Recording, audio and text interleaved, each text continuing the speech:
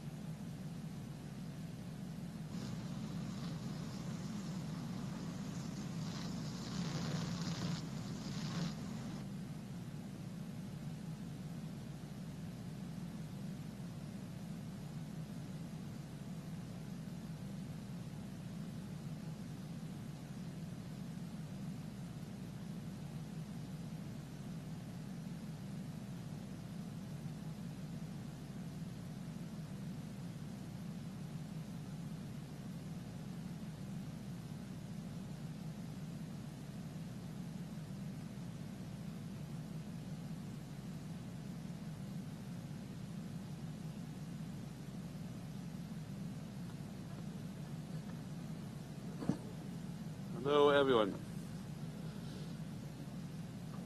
So I'd like to call this meeting to order and ask that Legislator Arnie Drucker lead us in the Pledge of Allegiance. So please remain standing afterwards for a moment of silence.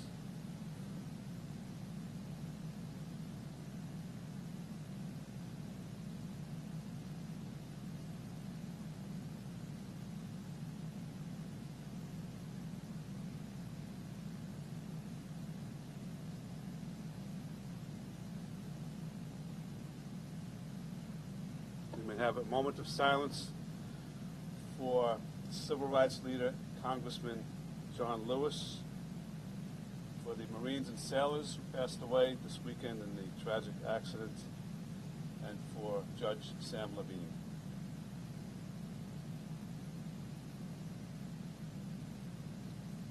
rest in peace. Thank you very much.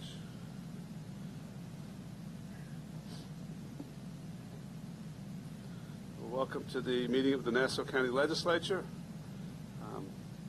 Just a couple of words about the facility now. We've made some changes. I want to thank the Department of Public Works who put this together late last week in terms of the separations between legislators and in terms of the plexiglass, et cetera, out in the audience, the removal of chairs as well. This is a temporary solution as far as I could see it, especially with respect to the dais. I think it can be somewhat difficult to see my fellow members of the legislature. I'm sure they're having the same difficulty, and in particular for recognizing members of the legislature, it's going to be somewhat difficult. So we're going to continue to explore options for how to continue to have these separations, but have to do them perhaps in a way that's less intrusive. I've seen in different places in the different bodies, governmental bodies, they have the plexiglass without the borders, and perhaps that could be helpful. So we will be pursuing that. The limitation on the number of people in this room pursuant to state law is 50. So we have our legislators who are here present. We have some participating by video connection, and we have staff. So although members of the public are invited today, unfortunately the numbers who will be allowed in the room is going to be relatively small, because between staff, legislators, we're over 40 people in the room right now. But we will do the best we can under the circumstances to continue. We will continue the public's business, but we'll do the best we can to accommodate the public in as many ways as we can. And having said that, I'll ask our clerk to call the roll. Thank you, Presiding Officer. Roll call. Deputy Presiding Officer Howard Copel. Alternate Presiding Officer Denise Ford. Legislator Sela Bino. Legislator Carrier Salage. Here. Legislator Deborah Muley. Thank you. Legislator C. William Gaylor III. Present. Thank you. Legislator Vincent Muscarella. Here. Legislator Ellen Birnbaum. Here. Legislator Delia DeRiggi-Witten. Legislator James Kennedy. Legislator Thomas McKevitt. Legislator Laura Schaefer. Here. Legislator John Ferretti. Legislator Arnold Drucker. Legislator Rosemarie Walker. Legislator Stephen Rhodes. Minority Leader Kavan Abrahams.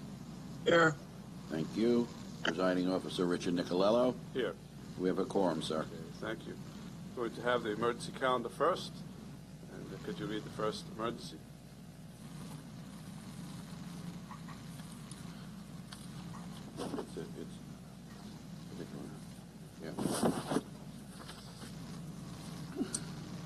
Emergency Resolution 21-2020, an emergency resolution declaring an emergency for immediate action upon an ordinance making certain determinations pursuant to the State Environmental Quality Review Act, and authorizing the County Executive of the County of Nassau to execute an easement and all pertinent documents in connection therewith between the County of Nassau and the United States of America, acting by and through the Naval Facilities Engineering Command Mid-Atlantic for certain premises being Nassau County Stormwater Basin number 213, known and designated as Section 51, Block 465, Lot 15. Nassau County Stormwater Basin number 210, known and designated as Section 52, Block 440, Lot 7.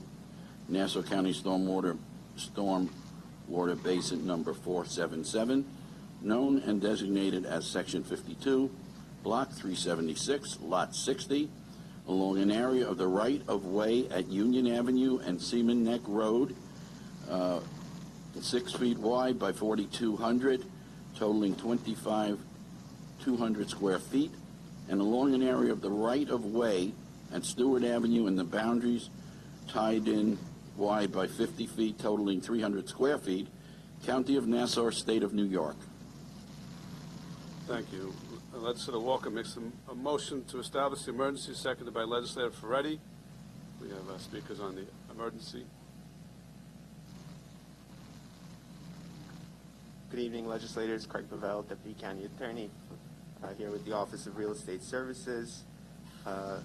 This item is for the transfer of an easement over 3 Nassau County stormwater basins, basin number 210, 213, and 477, and over 2 areas of the Nassau County right-of-way along Siemens Neck Road and Union Avenue and along Stewart Avenue at the Boundary Avenue tie-in.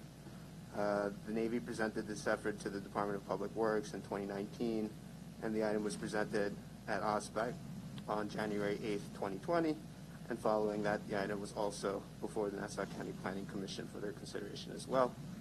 The Navy has coordinated door-to-door outreach and advertised in multiple newspapers to inform the public of the project.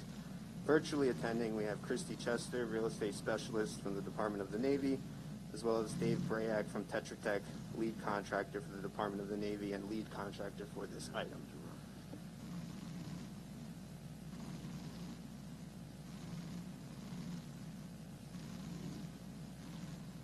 Just let the record reflect that Legislator Lapizan is here.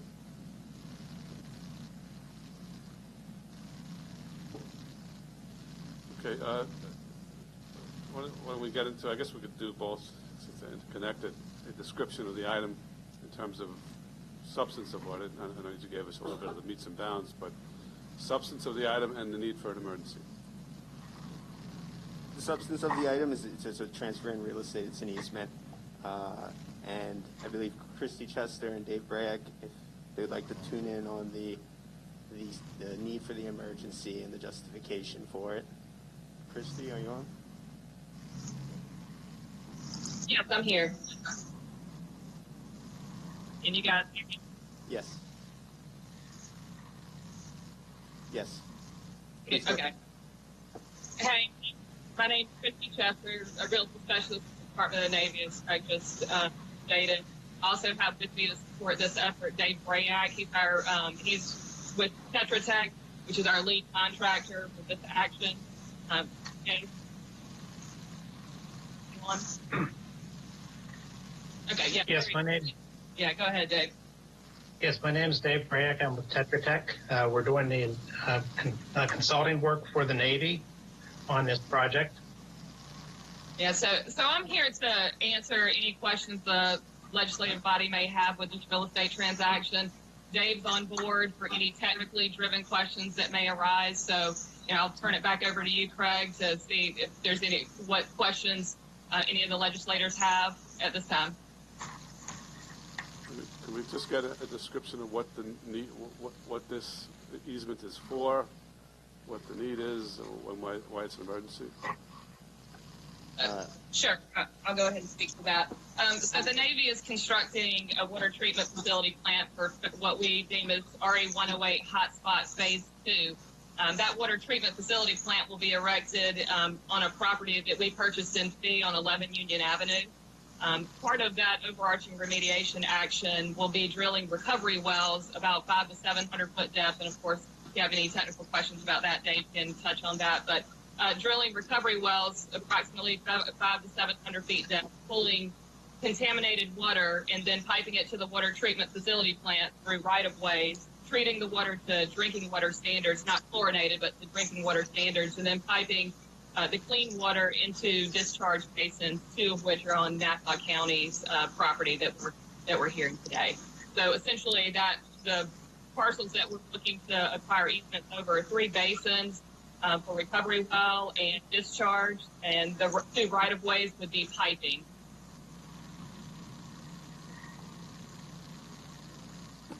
Okay, just briefly, what makes this an emergency to be considered today? So I would say this is an emergency, not in the sense that this just came about and Nassau County is just being aware of it. This is something we've been working with Nassau County, the Department of Public Works, and like Craig just mentioned, being presented to OSPAG and the Planning Committee as well earlier this year. This has been something we've been in communication with them and presenting and having multiple public and competitive meetings in the impacted area as well over the last year, a little over a year, in fact, at this point. So it's not an emergency in the truest sense that this just came about, but an emergency, nonetheless, as it relates to being heard on your legislative session today. We attempted to get on the 13 July agenda. That did not happen because it was too late, so we then had to draft specification to get on board to be voted on. We have a number of impacts that happen beyond this date of getting this administrative, this approval process. This is, of course, the last of the three major ones for Nassau County to have this real estate action move forward. And then once you draft your resolution, there's a number of administrative factors that happen when it comes to partial like this, not only obviously for Nassau County, but for the Department of the Navy as well. Represents fiscal restraints of federal government fiscal year ending, FY 20 ending September 30. So there's a number of fiscal restraints when it comes to funding for acquisitions that we're up against. Of course, we thought it would have been heard in April, but COVID took that over. So we have now found ourselves at the end of our FY 20 year for acquisitions. That will impact funding. That will impact our ability to acquire the property in an expedited fashion. And ultimately, it will impact, and honestly, had we not voted on this now, I mean, since we didn't vote on it in April, there's already been a significant impact to the overall construction effort. We presented this, we had a public forum back in February as well as back in December, and we stated our timeline to the impacted area, the residents, that our construction was going to begin in April to expect that.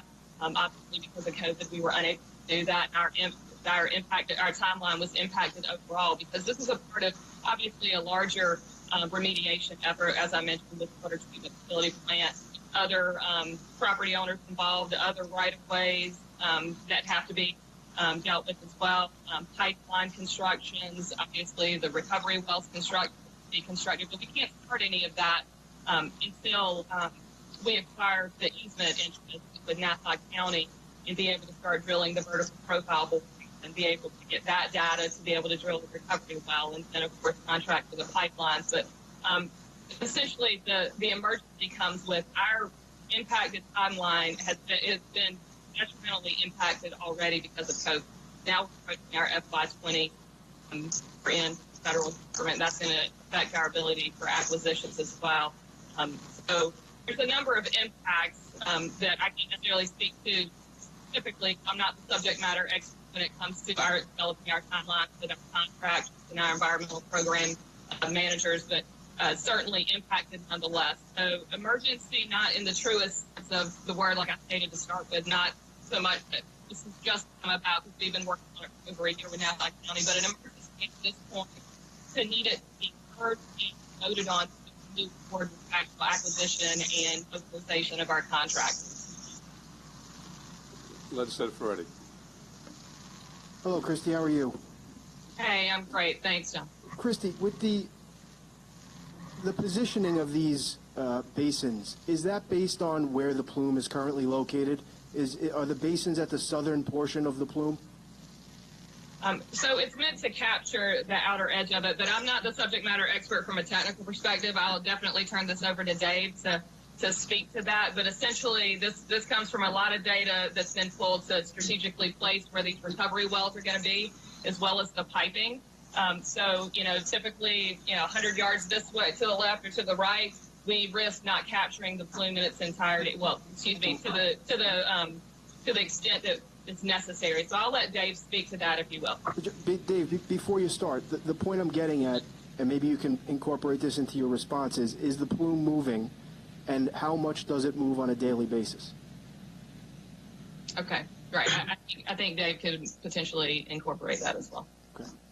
Yeah, and let me explain. This project is multi-phase. What we're talking about here is the phase 2. And the intent of this is to intercept a lot of the mass of the plume. That's the groundwater that with the high enough levels of contamination in it, that as it continues to move south, it would have a very bad impact or effect on the aquifer to the south. So these basins this basin that we're targeting, these current well locations are right near the leading edge of the plume. They're intended to intercept the plume, the leading edge of the hotspot plume. The plume's actually much bigger, but the hotspot plume, where it will be in the year 2022, which is why we're running into schedule constraints at this point. The plume does move at about 300 feet a year. So every year that we delay getting the system up and running, the plume moves another 300 feet, and it cuts down on the effectiveness of this action. So Dave, every day that you can't do work, essentially the plume is moving a foot south, and we're losing that opportunity to get the hot zone within these extraction points, correct? Well, that's correct. Our target is to have these wells up and running by the end of 2022. And that's where we're targeting. The wells do have a capture zone that extends to the south, several hundred feet. But the locations that we've picked here, we've been working with for a few years. And like I said, those are targeted to intercept the plume fairly effectively by the year, as long as we get them up and running by the end of 2022. And hey, and this is Christy. I just want to kind of speak to that and expound on it a little bit, Mr. Ferretti. When you're asking about every day that we are not mobilizing, the answer to that is essentially yes, because there's other property owners, like Dave said, that this is a phased program. This is not just one phase. It's not just one property owner as well. We've drilled other recovery wells in the same manner on other properties, but ultimately have no piping to attach to it. They are not functional right now. They're waiting for this phase 2, this RE108 hotspot phase 2 plant to actually be operable. So we have recovery wells drilled in other locations on other parcels that potentially, if we do not execute and mobilize the construction of this phase 2 Nassau County impacted parcels, then ultimately they don't necessarily become obsolete, but they stop doing their job. The very reason that we acquired those properties, the easements for those properties, and drilled those wells, we did vertical profile borings ahead of that to capture the data, to know that we needed another recovery well on a different parcel of land, and we've acquired that and we've drilled that, and now it's sitting there and it's awaiting pipeline, it's awaiting easement acquisitions for other property owners, such as Nassau County. Nassau County happens to be the largest property owner in this phase too. So with that, every day that we're held up on mobilizing with the data that we can pull from the vertical profile borings, it will be the first thing that we do in Basin 213. That helps model the overarching groundwater data that we're designed, that we're working with, that Dave, I'm sure, can speak to as well. But there's a lot of moving parts to the construction of this phase 2, the phase 1, and ultimately phase 3. But at this moment, Mr. Ferretti, yes, the answer is absolutely. Every day that we do not move on this and have the ability to mobilize our contractors and retrieve that data from the vertical profile borings, and then drill the recovery wells, and then the pipelines, then build up the construction of the basin for discharge. Yeah, every day that we're not able to do that, move this timeline to actually start treating this water back, for sure. Thank you. You're welcome. Legislator Walker, then Legislator Birnbaum.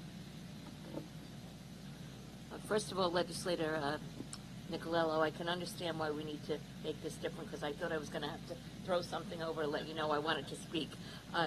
But obviously this has been an issue in my district for a very, very, very long time. And we really had hoped that this work would have started, well, in one way it was a positive, because the residents didn't have the work being done in the spring and into the summer. But this is something that tremendously affects those people who are drastically affected by the Grumman Navy plume. So, I understand that, like when you said it's an emergency, not necessarily an emergency that, God forbid something didn't happen today, but it's something that we do need to move on quickly and get the process going. So, and we did have several meetings. We met, Legislator Ferretti and myself met with the Navy and went over things. We made sure that the residents in the area knew, because unfortunately the residents in Legislator Ferretti's district really didn't know in the beginning what was taking place, and they're not happy about it, but they understand the importance about it. So thank you. Legislator Birnbaum? Hi. We've been hearing a lot about 1,4-dioxane, and I was just wondering, under this proposal, does the Navy have an enforceable contractual obligation to meet the New York State maximum contaminant levels for 1,4-dioxane and other contaminants? Dave, as far as the water treatment facility plant and its capacity, I'll let you speak to that. But as far as, what we're mandating to clean up, I would have to have our environmental project manager speak to that. He's not on the call currently, but I think Dave could potentially address that with no problem as far as 1,4-dioxane is concerned. Yes, we do anticipate 1,4-dioxane in our water. The design, which is currently in progress, has a specific treatment for 1,4-dioxane. It's called advanced oxidation process. Bethpage Water District, I believe, is currently operating one of these. Suffolk County has one in operation as well. Our current goal is to, as a maximum, is to achieve about 1/2 the MCL, and we expect to do much better than that. Meaning like perhaps as low as, and this is the proposed New York State MCL, but it's we were targeting, that MCL is about 1 part per billion. Our maximum that we're shooting for is 0.5 parts per billion, and we expect to routinely achieve 0.1 part per billion, or 1/10 that value. Okay, great. Why didn't the Navy agree, though, to restore the property once all this decontamination is complete, as recommended by the Planning Commission? Would the Navy agree to be bound to maintain the basins once they're not used so they don't become a community problem? Could you repeat that one more time? I apologize. I don't think I caught. It was a bit of a sit there. I'm sorry. Okay. Why didn't the Navy agree to restore the property once the decontamination is complete, as recommended by the National Planning Commission? Would the Navy agree to be bound to maintaining the basis once they're not used so they don't become a community problem with like overgrown plants, rats, etc. that happens to these kind of bases? Okay, so it's still interrupted, but I believe that if I heard your question correctly, it was why the Navy could not agree to. Just repeat the last part. To restore the property after the decontamination is complete.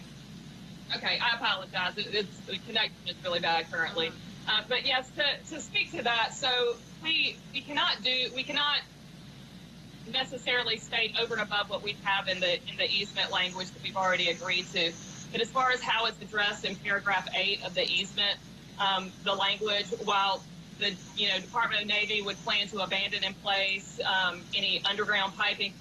So essentially what we're planning on doing is abandoning the piping underground, remove subsurface, remove above ground surface structures, followed by in the covering. In the future, the problem is the Department of Navy their plan may differ over the lifetime of this easement. You can't really necessarily count for the future changes in like technology, federal, legal, environmental requirements, things of that nature. So we can't. The Navy is unable to change those terminations in a way that would restrict future Department of the Navy decision making. But right now, plan to abandon in place underground piping and remove any subsurface structures, followed by filling in and covering and restricting property to what it was before. So, that is our plan. But as far as the termination language in the easement, we can't differ from that.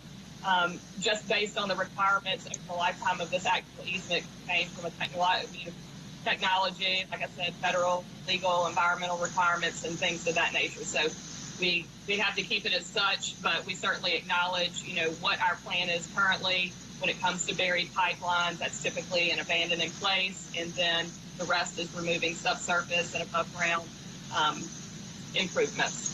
Hopefully that addresses what your question was. I'm not sure I heard all of it. Legislator Bino? Thank you, Presiding Officer. I have just one remaining question, and I'm not sure whether you covered it because the connection is kind of distorted, but the expenditure deadline for the Navy to actually be able to, for this money not to be in jeopardy for capture from the Congress. What's the deadline for that?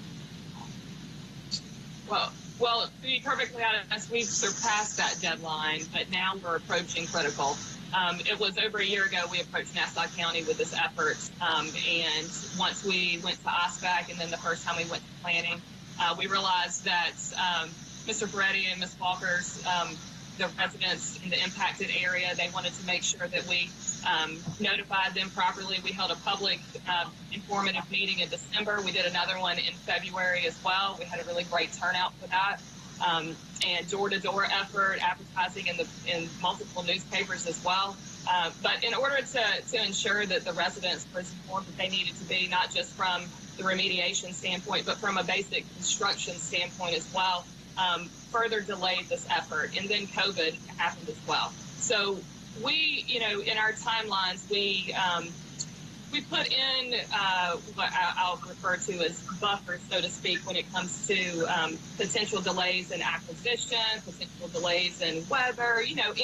There's a lot of things that are built into that design. But what was not built in was, over a year's worth of effort to acquire interest. And obviously, COVID-19 had a huge impact of that.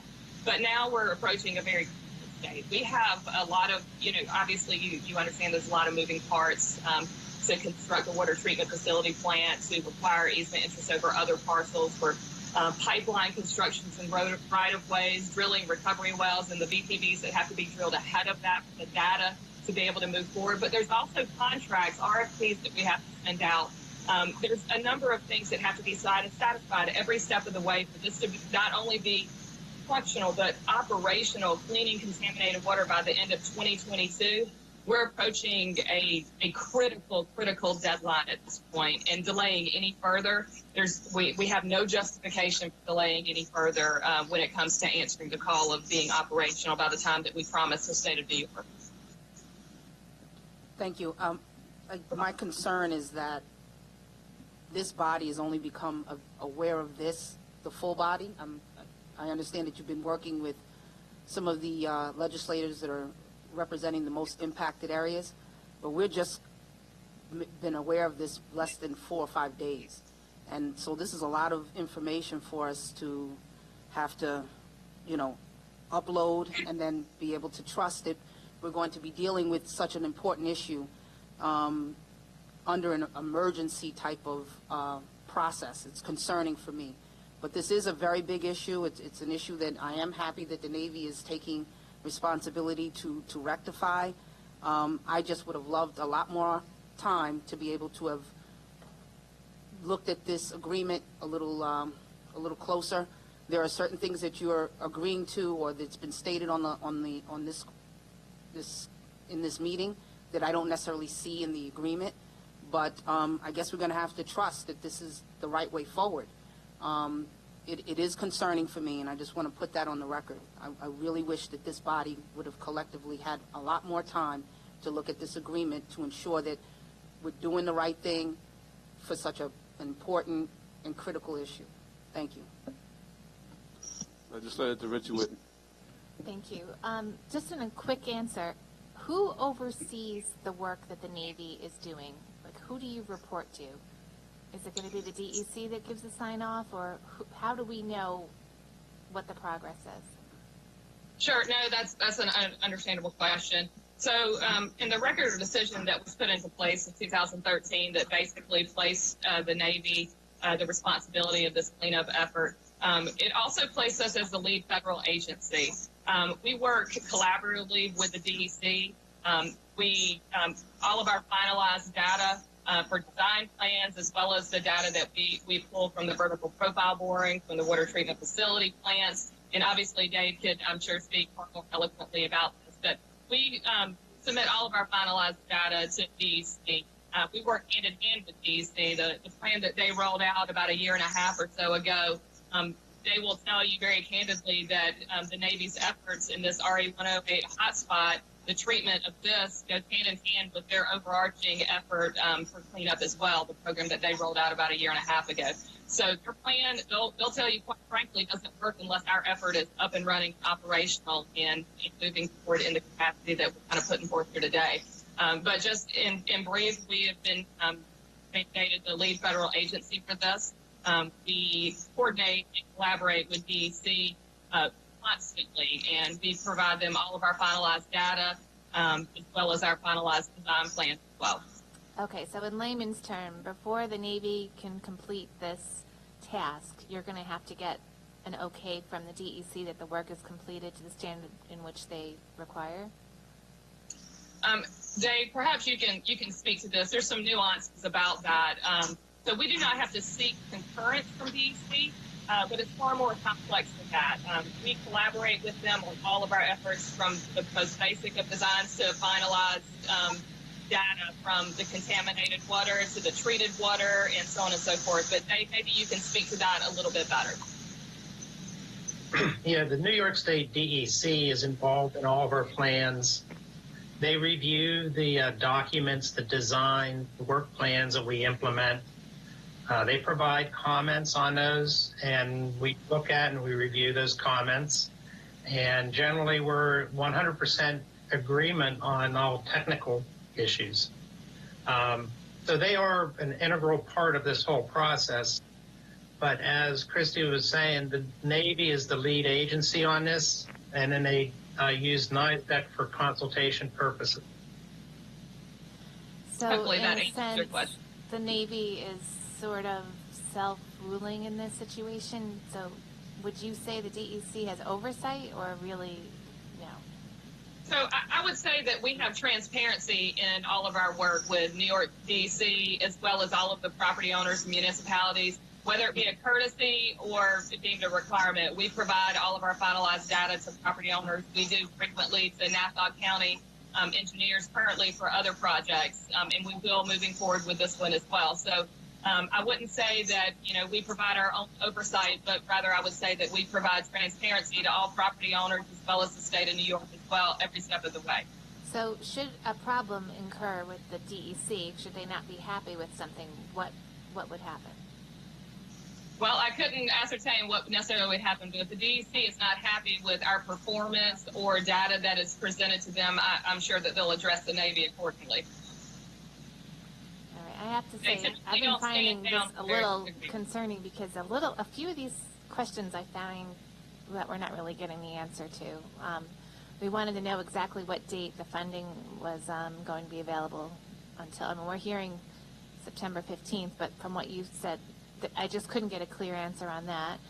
I can't get a clear answer on this question, because I think that there might be some, foreseeable situations that the DEC might not be, happy with something, and I don't know where that would go, which makes me a little concerned. And also, the last thing which Legislator Birnbaum addressed, it sounds like you'd like to do more, but it won't be put in writing. So with all due respect, I'm finding this a little frustrating as a legislator. We really need clear, concise answers on something that's so important, and I don't feel that we're getting them. So again, we'd like to know the exact date that the funding is in jeopardy. We'd like to know what oversight the DEC or any other agency has, should there be an issue, and I'd also like to know what Ellen Birnbaum asked, clear, concise answers as to what will be done after the use of this property is complete. How it's going to be left for our residents. So I don't know if there's a way to get those answers, just 1 or 2 word answers, really, for all three. Sure. Okay. Well, I'll attempt to the best of my ability to answer those questions. As far as DEC, they provide oversight, absolutely. However, they do not have to concur with our plans, but we have to collaborate with them. I understand that it's not a clear, concise answer, but there's a lot of complexities to it. The lead federal agency for this, so that tasks us not only with the responsibility of this, but to move forward with the plan. So we work hand in hand with DEC, and we are absolutely transparent in every step of the way.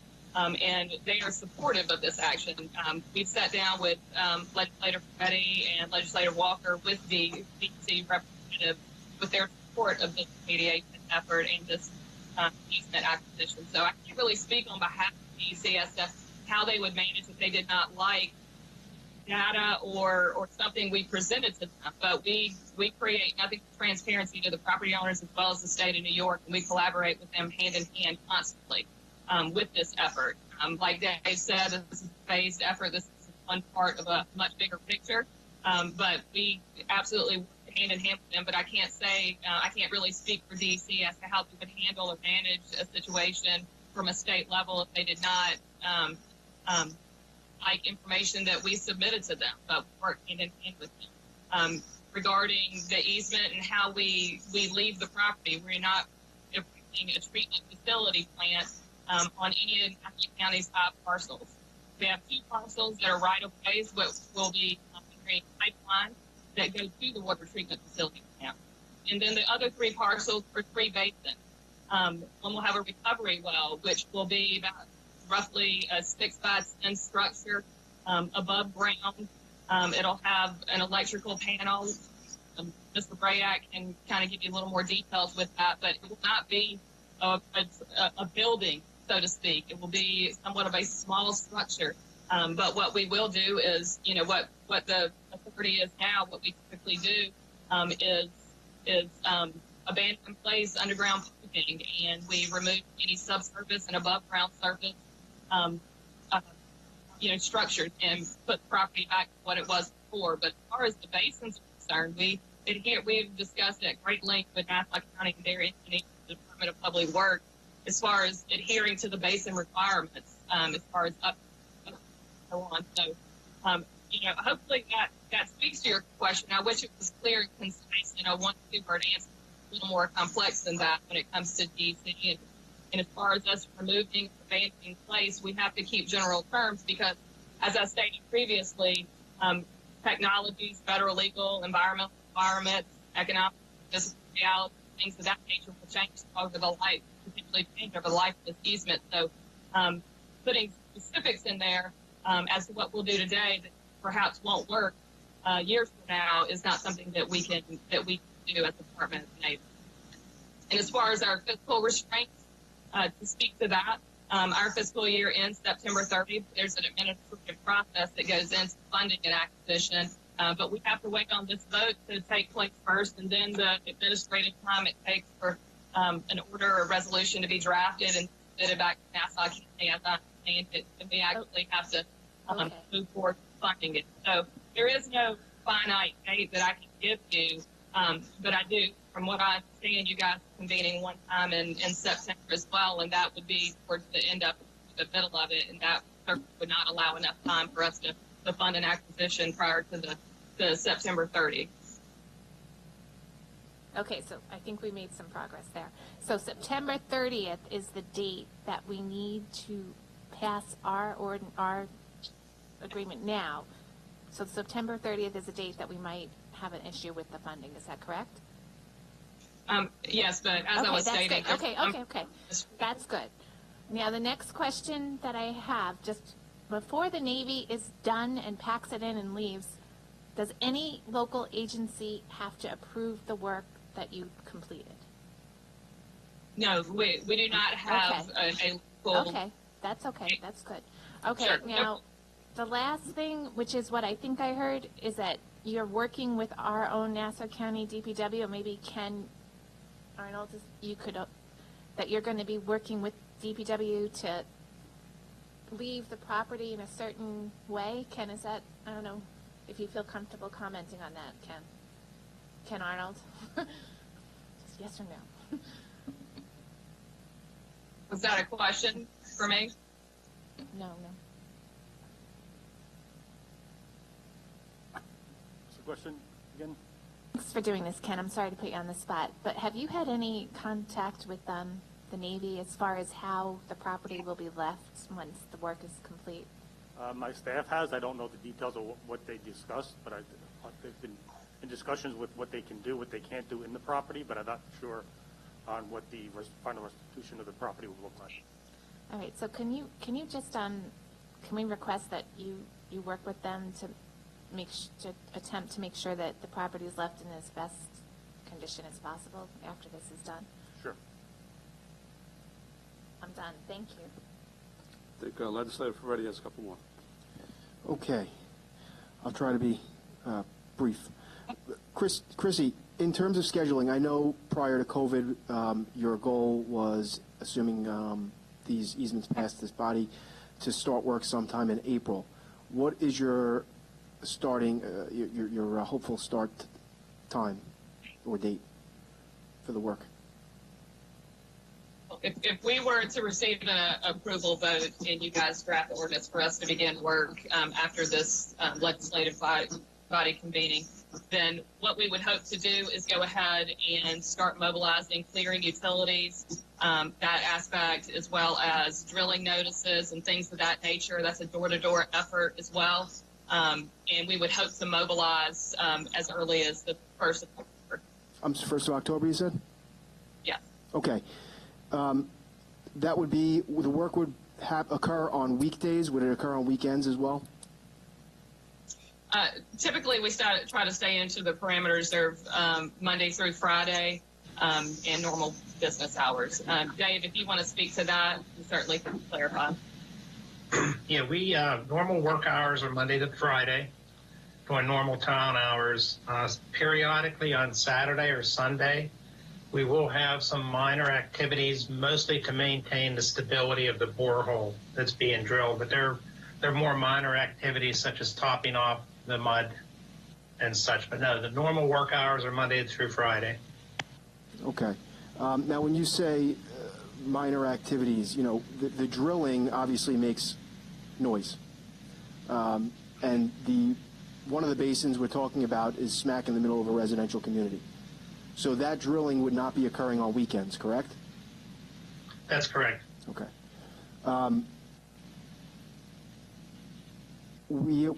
I've heard a couple times concern from my colleagues about how the property will be left once this is complete.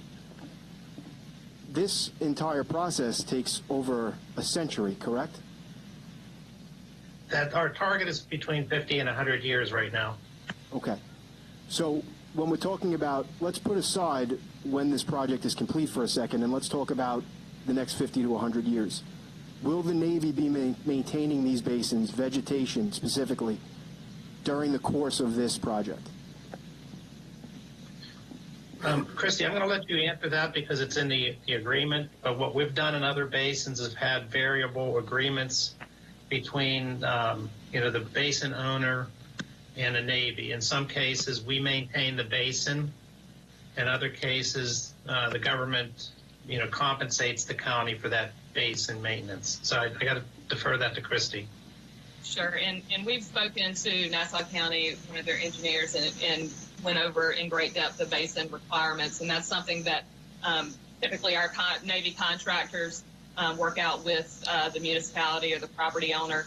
Typically has been Nassau County. We have a number of agreements with other basins as well, and they have been very pleased with the upkeep and the maintenance of those basins. So we intend to keep typically the basins the way that we need them to be, keep them pristine and vegetation cleared back in and of itself. So they're typically in better shape after we're there than they were before. Okay, so it sounds like that's a yes, that the Navy will be maintaining the basins during the course of this project, correct?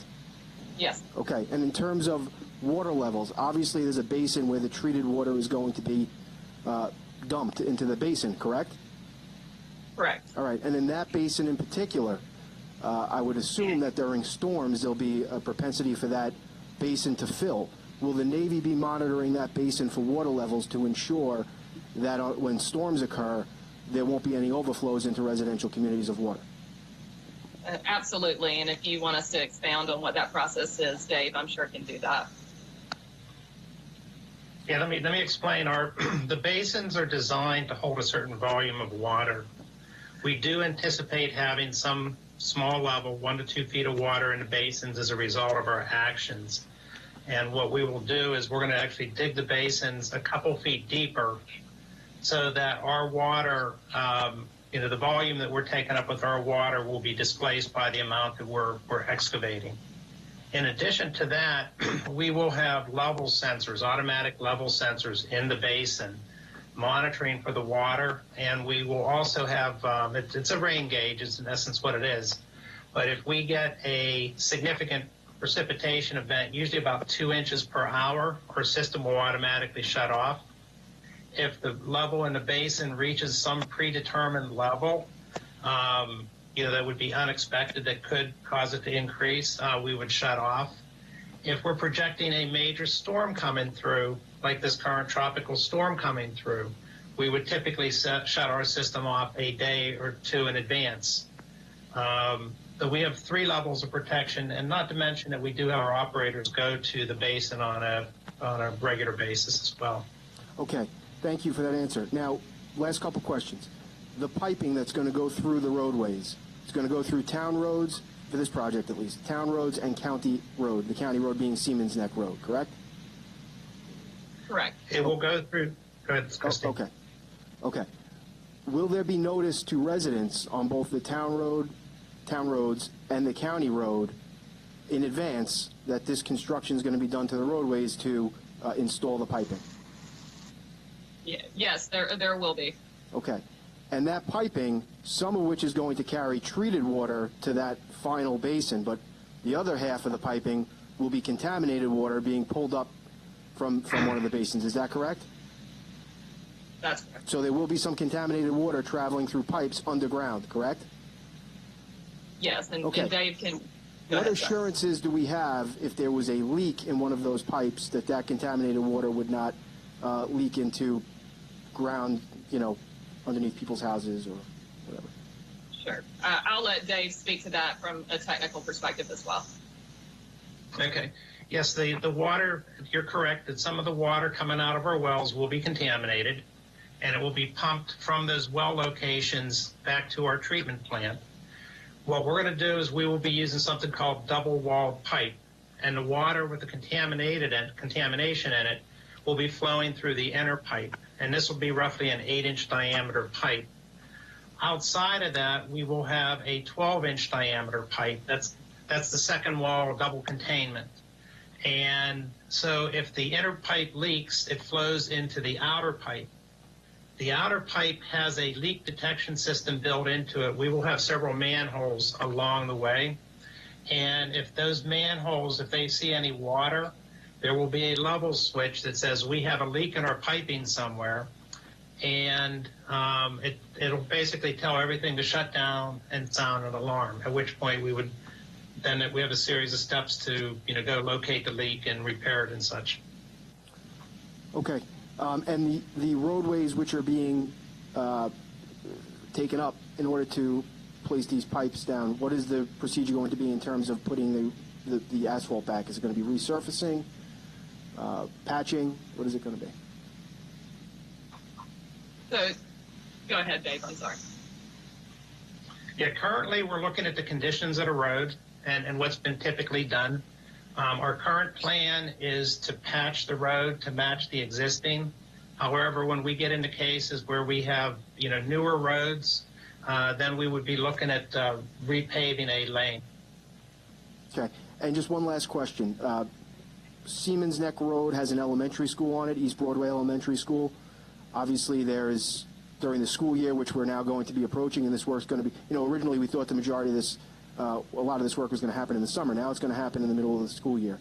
So there'll be advance notice, and you'll work with the school and the school district to ensure that any bus routes, parent drop-offs, assuming we have in-person school, that you'll work with the school district, correct, in advance and make sure that they are accommodated?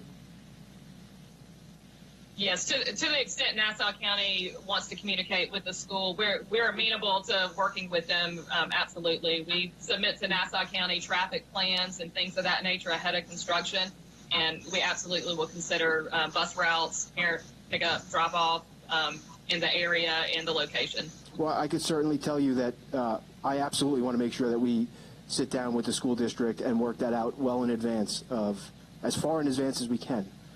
So please, let's get together on that after this and make sure that we put something down. Thank you. Understood. Thank you. Okay. Are there any other questions? Mr. Birnbaum. thank you for giving all these answers. Yet I find it a little bit troublesome that we don't have a lot of this in writing, especially since many of these questions had been submitted to you prior to this meeting and we never saw them in writing. So I truly hope that putting it on the record here will be an indication that you're giving us assurances that you will do all that we have asked you to do. Especially, I am troubled about the restoration of the property after the decontamination. And we don't know how long it'll take, whether it's 20 years, 50 years, 75 years. We don't know, but it's still property that is in the midst of our residents, and we certainly expect it to be left in good shape and, you know, in a sensible completion. So I'm troubled that why any of this hadn't been put in writing. And my last question is, can the county attorney's office explain the valuation process for the property? So the valuation process, Christy, if you can weigh in on it's actually a federal valuation process called waiver valuation, as I understand it.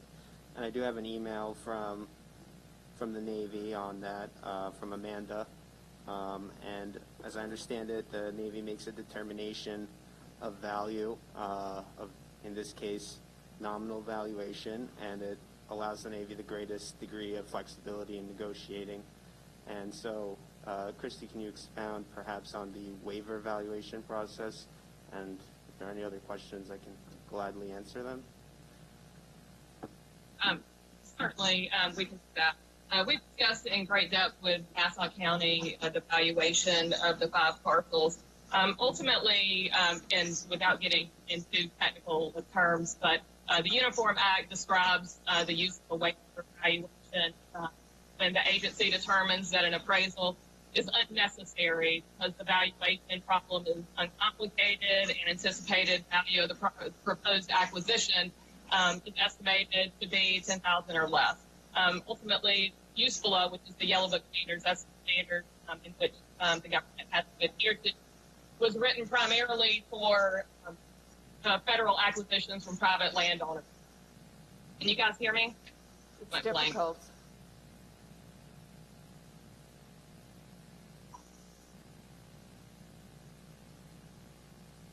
Can you hear me? Yes. Okay. Can't see. I'm sorry, the screen went blank, so I wasn't quite sure if you guys were hearing me. Ultimately, we have to adhere to what we deem as Yellow Book standards, which is useful.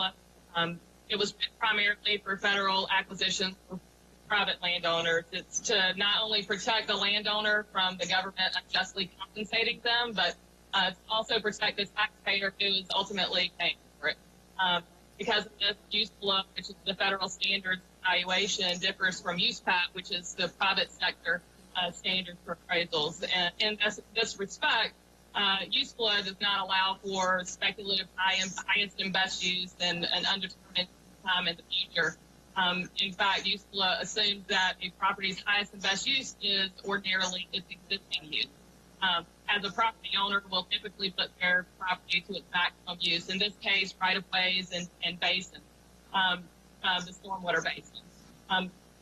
Ultimately, given the direction found within the Uniform Act and USFLA, the Yellow Book standards, the Navy made the determination that that an appraisal was deemed unnecessary and opted for a waiver valuation procedure, making a nominal value determination via waiver valuation under the Uniform Act. We've discussed this with Nassau County at great length. It gives us a great deal of latitude for parcels such as this for us to be able to execute expeditiously.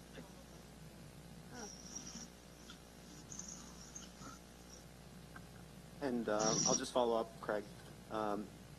So we did seek the advice of John Guess on the Navy's determination regarding the waiver valuation determination. And our appraiser on staff, he sent us a very concise memo explaining the situation and that he would concur in essence, and that otherwise that it's appropriate. So. What was the last line? It's what? Appropriate. Appropriate. Okay, any other questions? Let's sort of walk Really not a question, just a comment. As far as the sumps go, majority of our sumps are in pretty poor shape to begin with. Actually, these sumps will be cleared out. A lot of the trees and shrubs and brush that's in there, I mean, they have to be maintained far better than they're being maintained presently. So those sumps will end up being in better condition than many of our other sumps throughout the county. My concern is the roadways. I want to make sure the roadways are, back to where they should be. Some of those roadways have had recent work on them, and, I don't want them to just be patch jobs. Legislator Ferretti and I had discussed that and gone over that with the Navy, and, said we want them to be, in excellent shape when they're finished. So, and again, making sure our residents, our school districts, that they are aware as each step is happening, not just days before, well in advance. Okay, anyone else? All right, thank you. Let's have a vote on the emergency. All in favor of establishing the emergency signify by saying aye. Aye. Those opposed? Carries unanimously. With the consent of the minority, we will waive the reading of this again and just simply call the item for a vote. It'll be 198 of 2020. Actually, I should call if there's any public comment. Is there any public comment on this item? Hearing none, all in favor signify by saying aye. Aye. Those opposed? Okay, it passes unanimously. Thank you all that participated in that. Thank you. The other item for the emergency is 106 of 2020. I'll just call the emergency. It's a resolution authorizing the county executive to execute an intermunicipal agreement with the town of Hempstead in relation to a streetscape project on a section of Uniondale Avenue in Uniondale. The motion to establish the emergency is made by Minority Leader Abrahams and seconded by Legislator Rhodes. Ken, you want to speak to the emergency?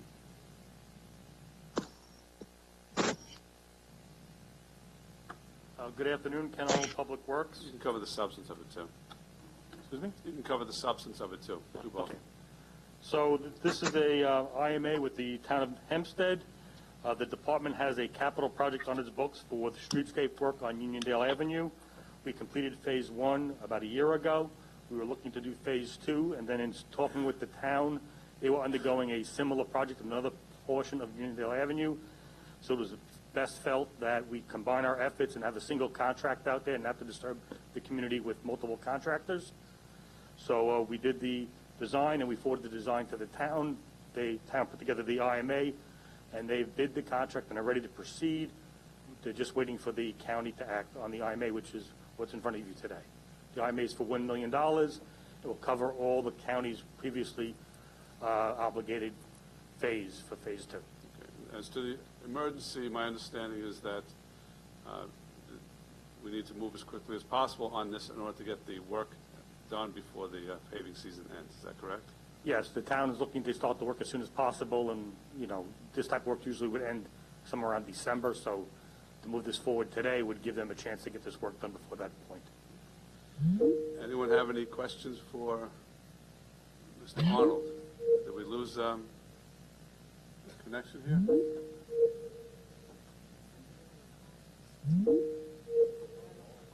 Yeah. Sounds like a submarine.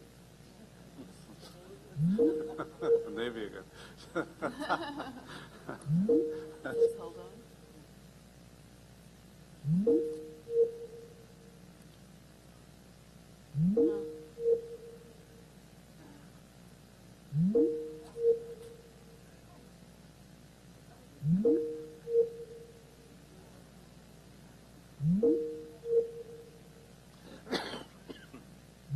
What happened to Kevin? Oh. What does that say? Please try again.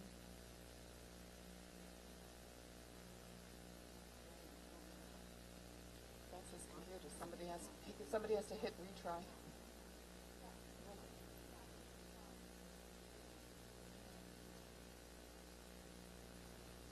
Whoops.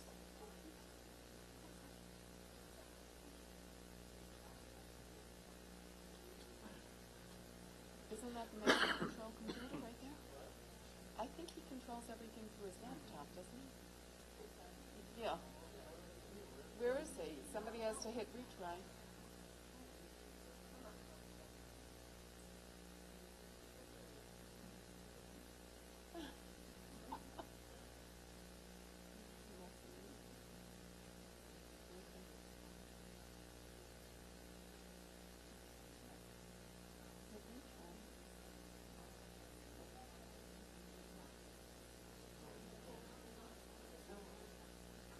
You have to stay there.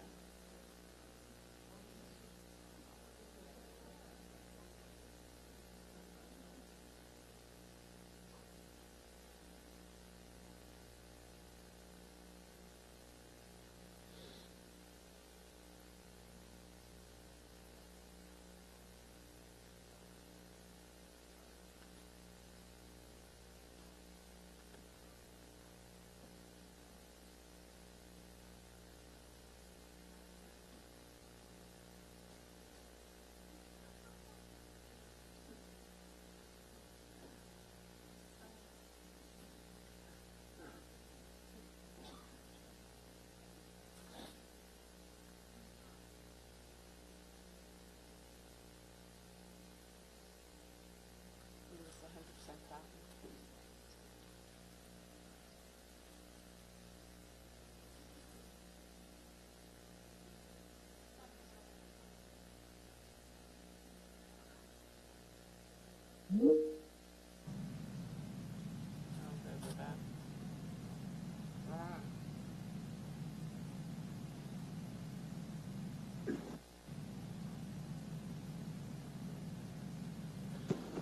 Can you, those of you at home, can you hear us?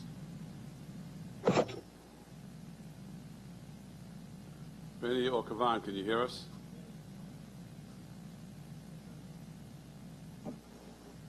Vinny, Kev, can you hear me?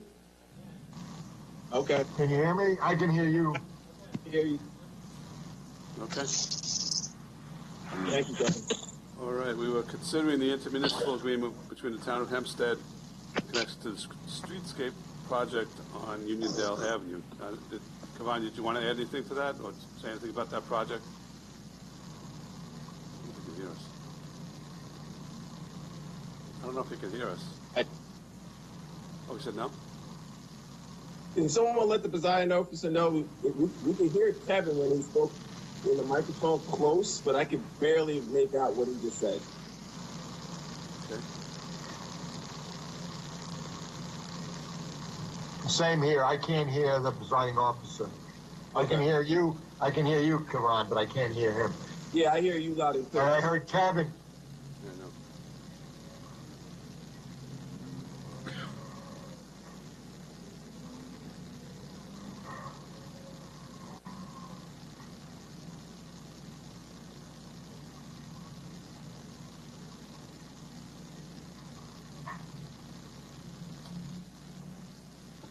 Okay, can you hear us now?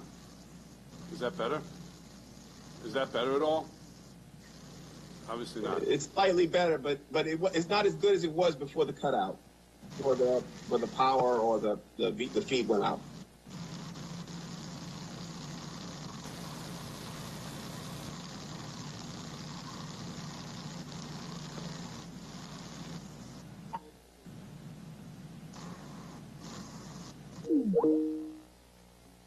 That shouldn't make a difference.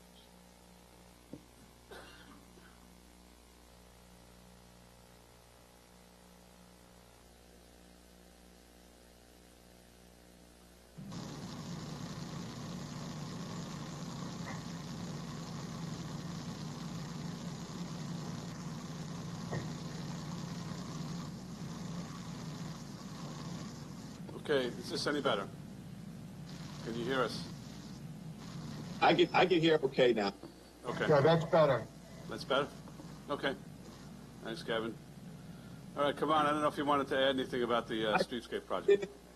And I'm sorry, I don't want to belabor the meeting anymore, but I just said the Uniondale community has been very patient as we approach the second phase. They were very patient as we approached the first phase, and I'm glad to see, and I wholeheartedly support it going forward. This is going to be a shot in the arm for the Uniondale community.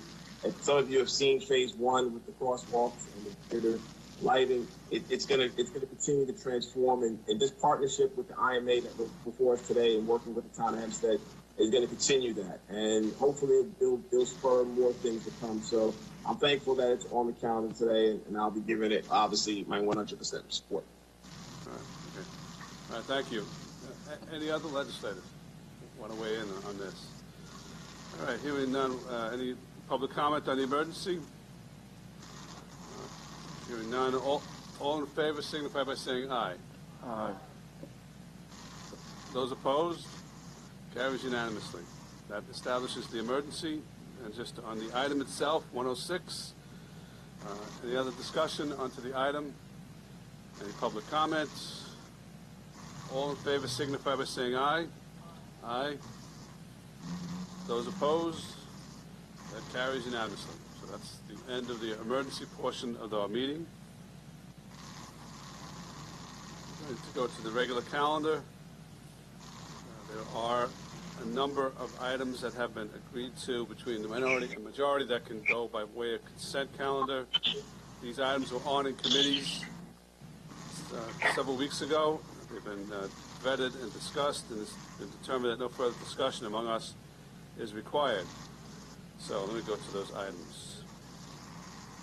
Item 7, Ordinance 52, 8, Ordinance 63, 9, Ordinance 64, 10, Ordinance 65, 11, Ordinance 66, 12, Resolution 54, 13, Resolution 55, 14, Resolution 56, 15, Resolution 57, 16, Resolution 58, 17, Resolution 59, 19, Resolution 61, 20, Resolution 62, 21, Resolution 63, 22, Resolution 64, 23, Resolution 65, 24, Resolution 66,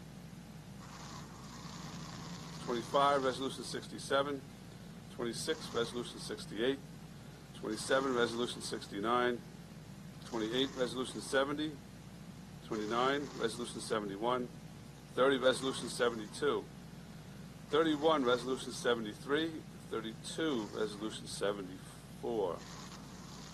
Motions are made by Legislator Bino and seconded by Legislator Ford. Any debate or discussion? Any public comments? Hearing none, all in favor signify by saying aye. Aye. Those opposed? Carries unanimously. Going back to the start of the calendar. Number 1 is a hearing on a proposed local law to extend the deadline regarding penalties and interest for late payment of general taxes due July 1st, 2020 on property owned by deceased healthcare workers and deceased first responders, moved by Legislator Drucker, seconded by Legislator Ferretti. You want to say a few words about this?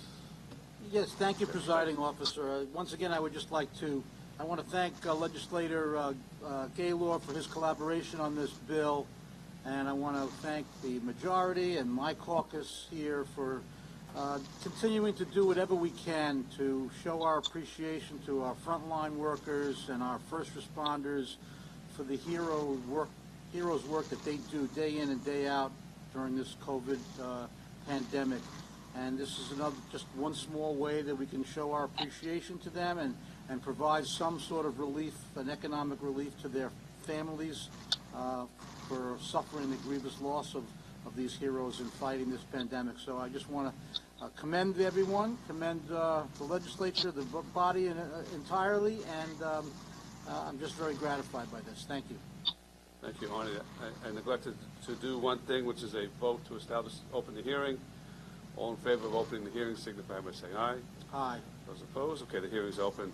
Thank you, Arnie. Any other legislators want to speak on this? Okay, hearing none. Any public comment? Motion to close the hearing by Legislator Drucker, seconded by Legislator Gaylor. All in favor of closing the hearing signify by saying aye. Aye. Those opposed? The hearing is closed. We go to item 4, which is a vote on this local law, which is to extend the deadline regarding penalties and interest for late payment of general taxes due July 1st, 2020 on property owned by deceased healthcare workers and deceased first responders. Again, Legislator Drucker makes the motion. Legislator Gaylor seconds it. Any debate or discussion on the item itself? Hearing none. Any public comments? All in favor signify by saying aye. Aye. Those opposed? Passes unanimously. Item 2 is a hearing on a proposed local law to amend the Nassau County Administrative Code in relation to amending the Nassau County Human Rights Law to preclude discrimination based on certain visible characteristics. Moved by Legislator McCavitt, seconded by Legislator Copel. To open the hearing, all in favor of opening the hearing signify by saying aye. Aye. Okay, the hearing is open. This is a proposed law to expand the human rights law to prohibit discrimination against individual traits such as natural hair texture, protective hairstyles, and the donning of religious garments or items.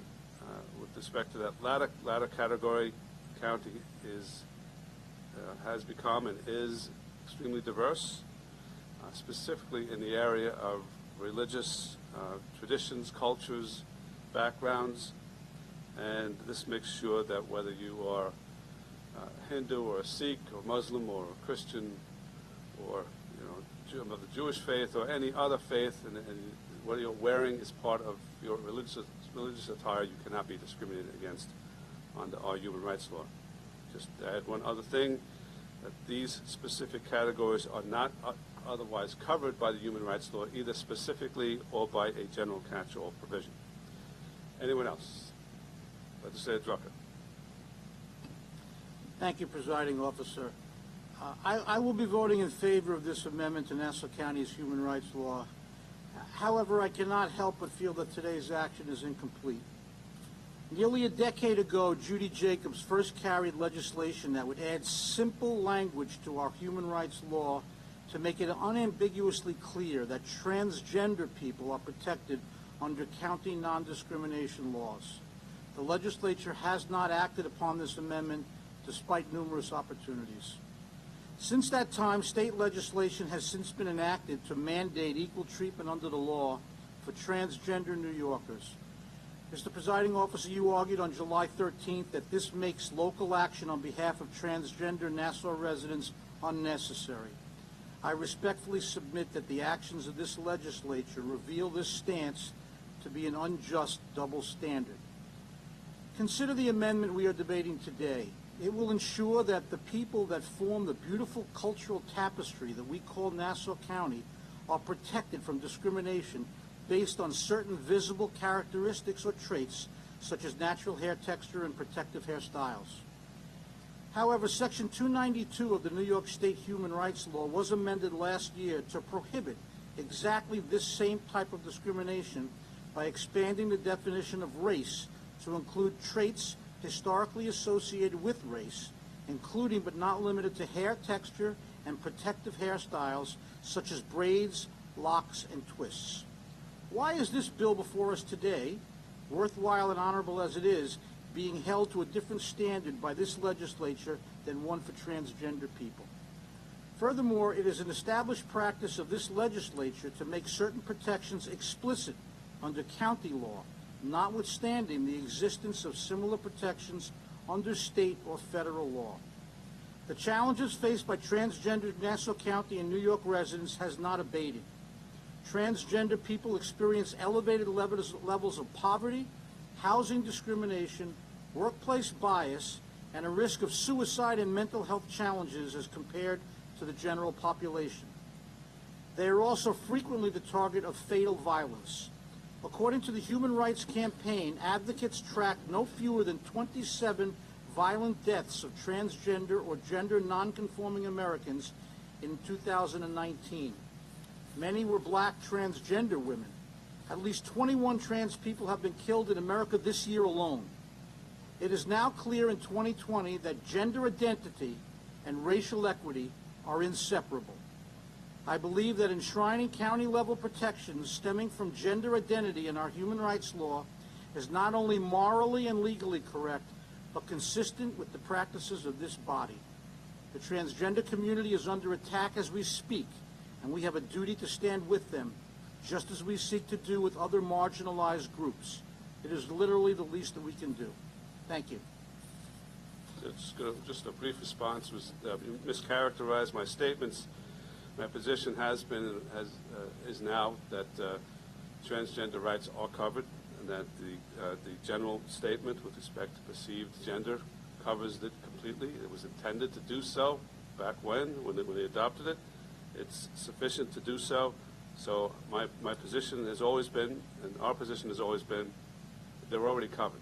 And over the last 10 years, while the minority have raised this issue consistently, in that 10 years' time, or even going back farther, since when we changed the human rights law, there has been never one instance where it's been shown that the absence of the language that you're pushing for the human rights law has made a difference in one single case. So I understand your arguments in terms of philosophically and rationally, but the truth of the matter is, and I think if anyone really looked at this from a legal standpoint or otherwise, it's already covered.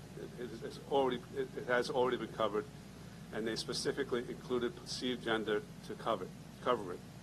And I will also repeat something I said last time, which is that this area changes so quickly, that the descriptions that change so quickly, the terminology changes so quickly, that it is better to have the catch-all provision in place as opposed to specifically trying to capture something which will then have to be changed in a year or two. I think that the New York City human rights laws and regulations cover some 290-something, that's an exaggeration, but multiple numbers of potential genders. So, I mean, to go down the road of having to change this every time the terminology changes is not a direction this county should be going in. And secondly, I would just go point out that whereas natural hair texture, protective hairstyles, you may be correct, may be covered already, the donning of religious garments or items is not. So it's important that we protect religious faiths and the diversity of this county. I'll just respectfully disagree, presiding officer. I think my disagreement is not just philosophical. It is what I consider to be legal, and I believe that we've had instances in this body where we have made accommodations. We've made accommodations last year for visually impaired and those who are hearing impaired. That was already covered under state and federal regulations, and we did it then, so there is precedent here. So I'm just saying that the transgender population has not changed. It's not a moving target. And gender identity and gender expression are something that is there, it's here, it's relevant, it's intertwined with racial equality, and I think we need to address it. It's the 800-pound gorilla in the room, and by ignoring it, I think we're doing an injustice as a legislative body. But I respectfully disagree. Just one response. With respect to visual or hearing impaired, they may have been covered by state and federal regulations and laws. They were not specifically covered in our code. As I said again, transgender are already covered, which is why we're not addressing that at this time. And again, with respect to at least the donning of religious garments or items, that is already not covered, and it makes a statement that we believe should be made as opposed to something that is already covered. Anyway, anyone else want to speak to this? Sure, Legislator Szilagyi. Thank you very much. Thank you, Presiding Officer. Just in response to your argument, you mentioned that there hasn't been one instance of this in the county, to your understanding, and again, I think that's a flawed argument. Just because there hasn't been a reported incident does not mean that it doesn't occur. Perhaps they didn't report it because they were scared for retribution, or perhaps they didn't report it because they thought that no one would care. So that's just one comment I have. And then secondly, I have a question. If a Starbucks worker would shave Black Lives Matter in his hair, would this law cover him? And he was fired for that. Would this law cover him? That is an answer that I do not have. I mean, ultimately, natural hair texture or protective hairstyles, that does the creation of a slogan in your hairstyle constitute protective hairstyles? I doubt it. I mean, ultimately, that's not where we're going with this. I mean, I think if you Google the term protective hairstyles, it relates to a specific type of hairstyle that people wear. So I don't think like what, cornrows, dreads. It could be a number of things, but it's defined. Yeah, I mean, so I mean, it's not intended to cover political speech. I think that people have their own. That's a human rights speech, sir, not a political speech. That's all right. Well, however you want to characterize it, there are rights under the existing laws in terms of the First Amendment and other things that would address something like that. This is more intended to prevent people from being discriminated because they're wearing a particular hairstyle, not because they want to send a message, particularly with respect to an issue in their hairstyle. That's my interpretation. Now, if it goes to the courts, it might be something else. Thank you. Thank you, Counselor. Thanks. Anyone else? Okay. Any public comment? Hearing none, all in favor of, actually not, I'm getting ahead of myself. Motion to close the hearing. That'll be moved by Legislator Ford, seconded by Legislator Schaefer. All in favor of closing the hearing signify by saying aye. Aye. Those opposed? Hearing is closed. Carries unanimously. Now for the item, which is item 5. Again, a local law to amend the Nassau County Administrative Code, as described before. Motion by Legislator McKevitt, seconded by Legislator Schaefer. Items before us. Any further debate or discussion? Hearing none. Any public comment? All in favor signify by saying aye. Aye. Those opposed? Carries unanimously. Okay, the last hearing for today is number 3. A local law amending Local Law 18 of 1984 as last amended by Local Law number 9 of 2017 and as incorporated in Chapter 4 of Title 9 of the Miscellaneous Laws of Nassau County in relation to imposing additional rates of sales and compensating use taxes authorized by Section 1210 of the tax law and continuing the local government assistance program authorized by Section 1262E of the tax law. Moved by Legislator Muley, seconded by Legislator Schaefer. That is a motion to open the hearing. All in favor of opening the hearing signify by saying aye. Aye. Those opposed? Carries unanimously, and the hearing is open. Do we have anyone from the administration to speak on this item?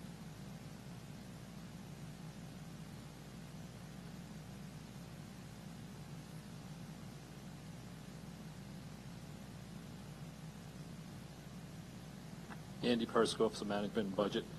This is just the renewal of the local government assistance program for sales tax.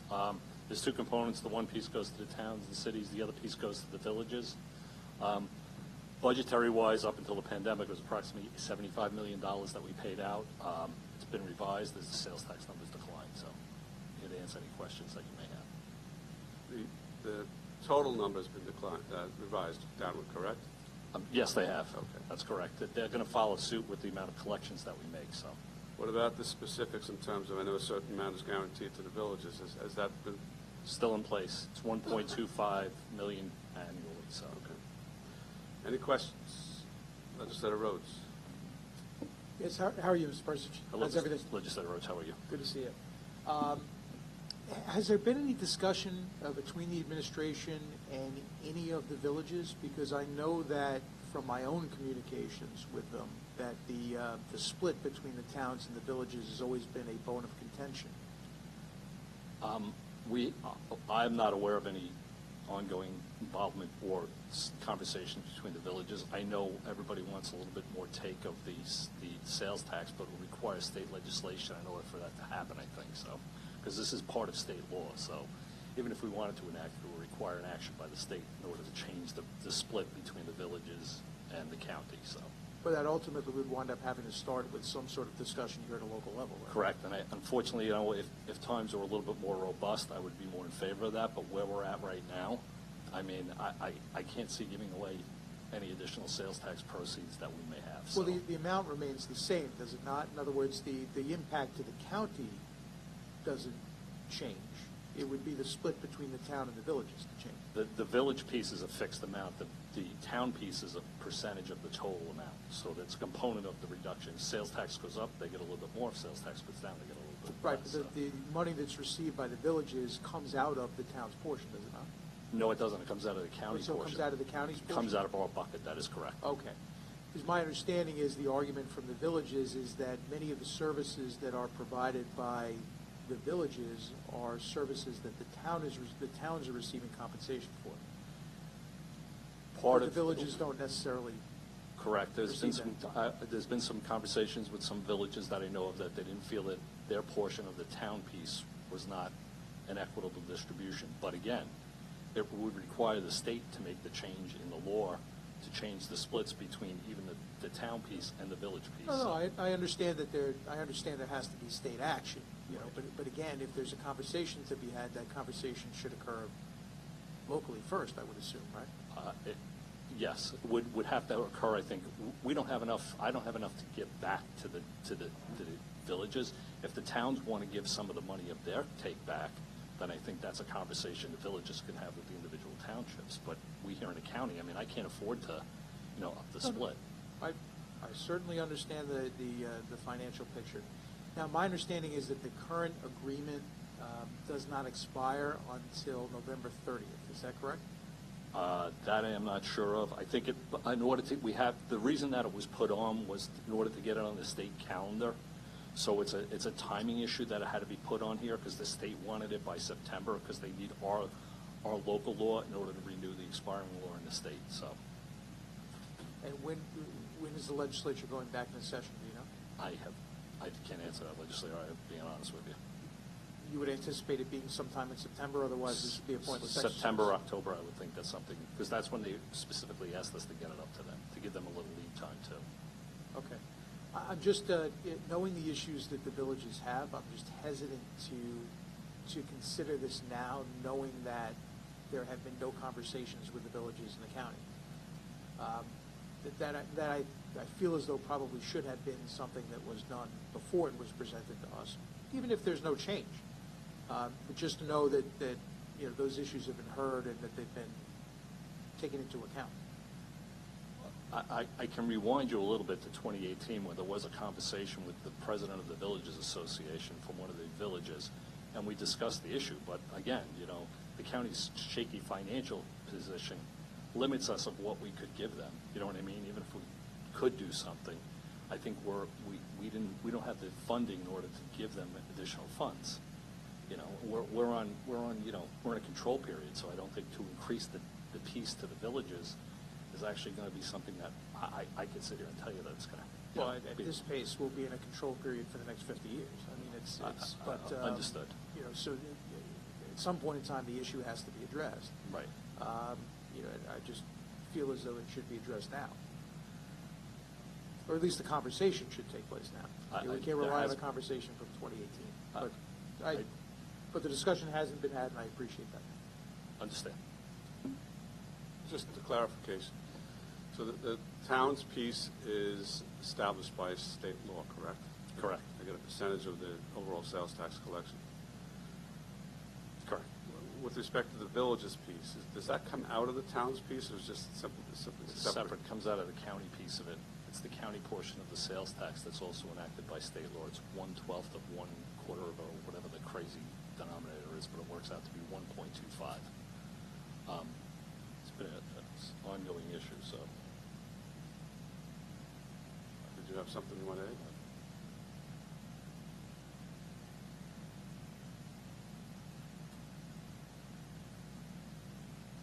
Okay, I misspoken because there has been some conversations with the local villages on the split of the sales tax. I just got from the administration, so I wasn't privy to that. But I mean, I'm on the financial side of this, so. Okay. And specifically with the state direction you're getting from the state legislature, they want it by when? I think they wanted it up to them because of the meeting schedule that we had. Right. I think we had to do it for this one because they wanted it in early September. So. Okay.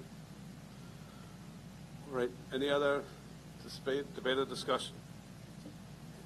Any public comment? Hearing none, a motion to close the hearing. Get a move there. You're in the box over there. Legislator Walker moves to close the hearing. Legislator Birnbaum seconds that motion. All in favor of closing the hearing signify by saying aye. Aye. Those opposed, carries unanimously.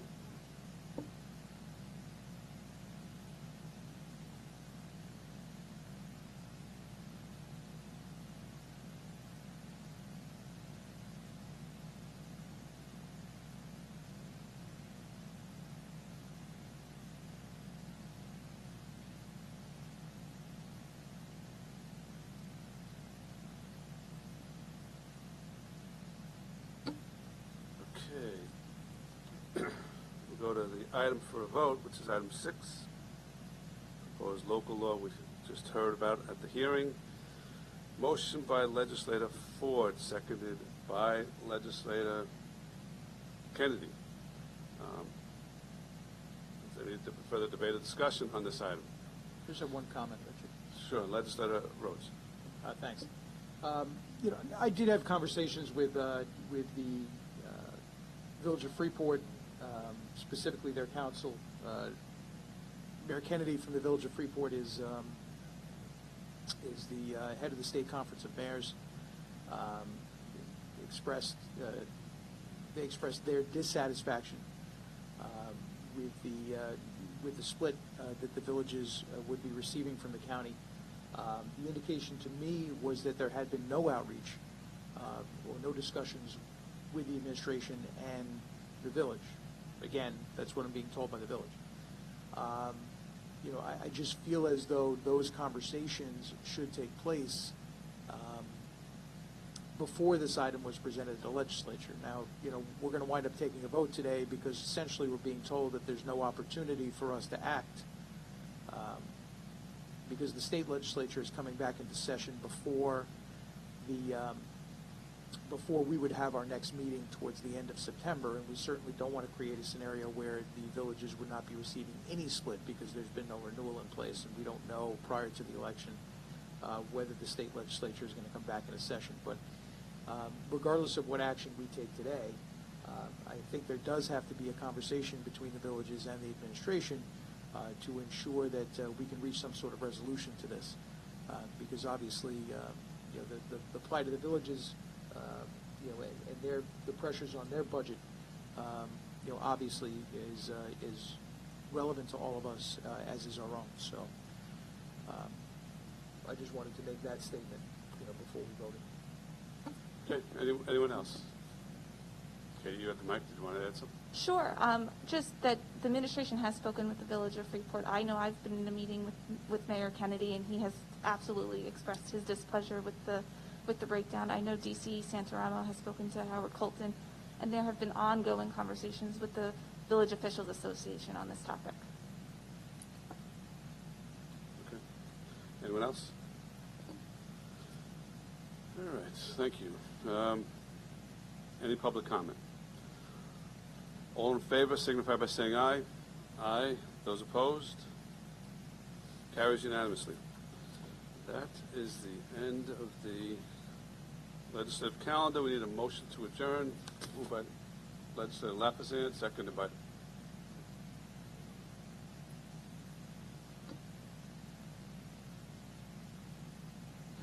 Yep, thank you for reminding me. Number 18 is a resolution to establish a committee to study alternative approaches to mental health response and intervention by law enforcement. There's a motion on that by Legislator Bino and seconded by Legislator Coppell. So that is before us. There is an amendment, which I guess we'll take up at this time.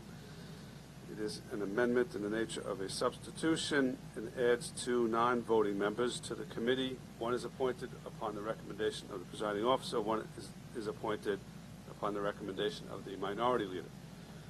That motion is made by Legislator Walker, seconded by Legislator Kennedy. That's a motion to amend. Any debate or discussion on the amendment, proposed amendment? Hearing none, all in favor of the proposed amendment signify by saying aye. Aye. Those opposed? Amendment carries unanimously. Now the item as amended is before us. Is there anyone from the administration who wants to speak on this? I mean, ultimately, Legislator Bino, I'm sure, will speak to this, but I think we would request some members of the police department and human services to be able to speak. Katie Horst from the administration. I've got Dr. McCummings on the phone. She had a difficulty connecting via Microsoft Teams. So she's on the phone, she's listening. So if there are any questions for her, I'll be happy to put the phone up. Why don't we ask her, any questions for Dr. McCummings? Can maybe just put the phone up to her and ask her. My question is, is she prepared to move forward? Is she, what is her position with respect to the proposal?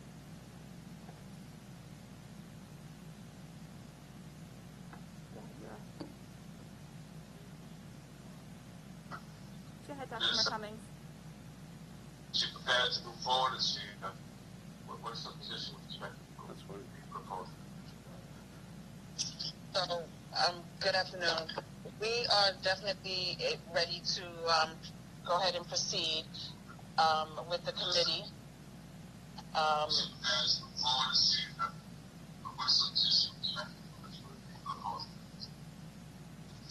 Hi, can you hear me? Yes, we can hear you. Okay. I think what she needs to do is turn off. Go ahead and proceed. Can you mute your computer? Turn off the volume. Okay. Go ahead.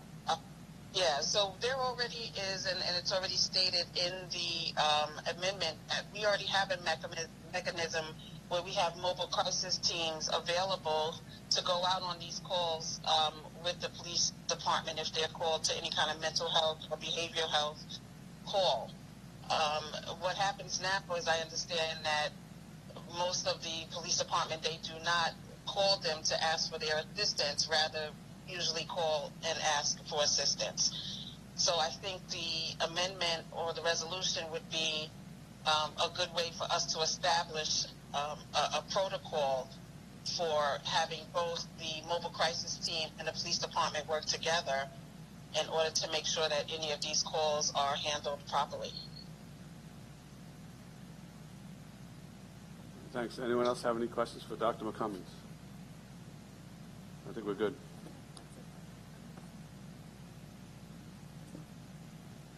Inspector, did you want to speak to that as well? William Field, Deputy Inspector, Nassau County Police Department. If you have any questions in regards, I'd be more than happy to. Actually, the other question I had was what the position of the the commissioner of the the police department with respect to this proposal. Support it? Feel you could work with it? What's your position? Obviously, the police department welcomes any improvement to the service of the residents of Nassau County, especially in situations that can be quite serious related to mental illness or an individual in crisis. We are currently working with the governor's request to review police response to a number of items. Included in those items, we proactively added response by the police to situations involving mental health, as well as complaint investigations in relation to the internal affairs. We hope to have this completed and submitted to the legislature in the late fall of 2020. And we continue to discuss with mental health experts. We already have and continue to in regards to the governor's order at this time, and hope to do more so in the future. So the commissioner will be supportive of this initiative? I believe that we are supporting improving things. We are working on this simultaneously. It may be helpful to wait until we complete this portion of the governor's request, but we are here to this is an urgent matter, and obviously understand how important it is to address. This creates the formation of a committee, which I think will work over the course of time. So I think it could actually work hand in glove with what you're doing in terms of the response to the governor's mandate. Absolutely.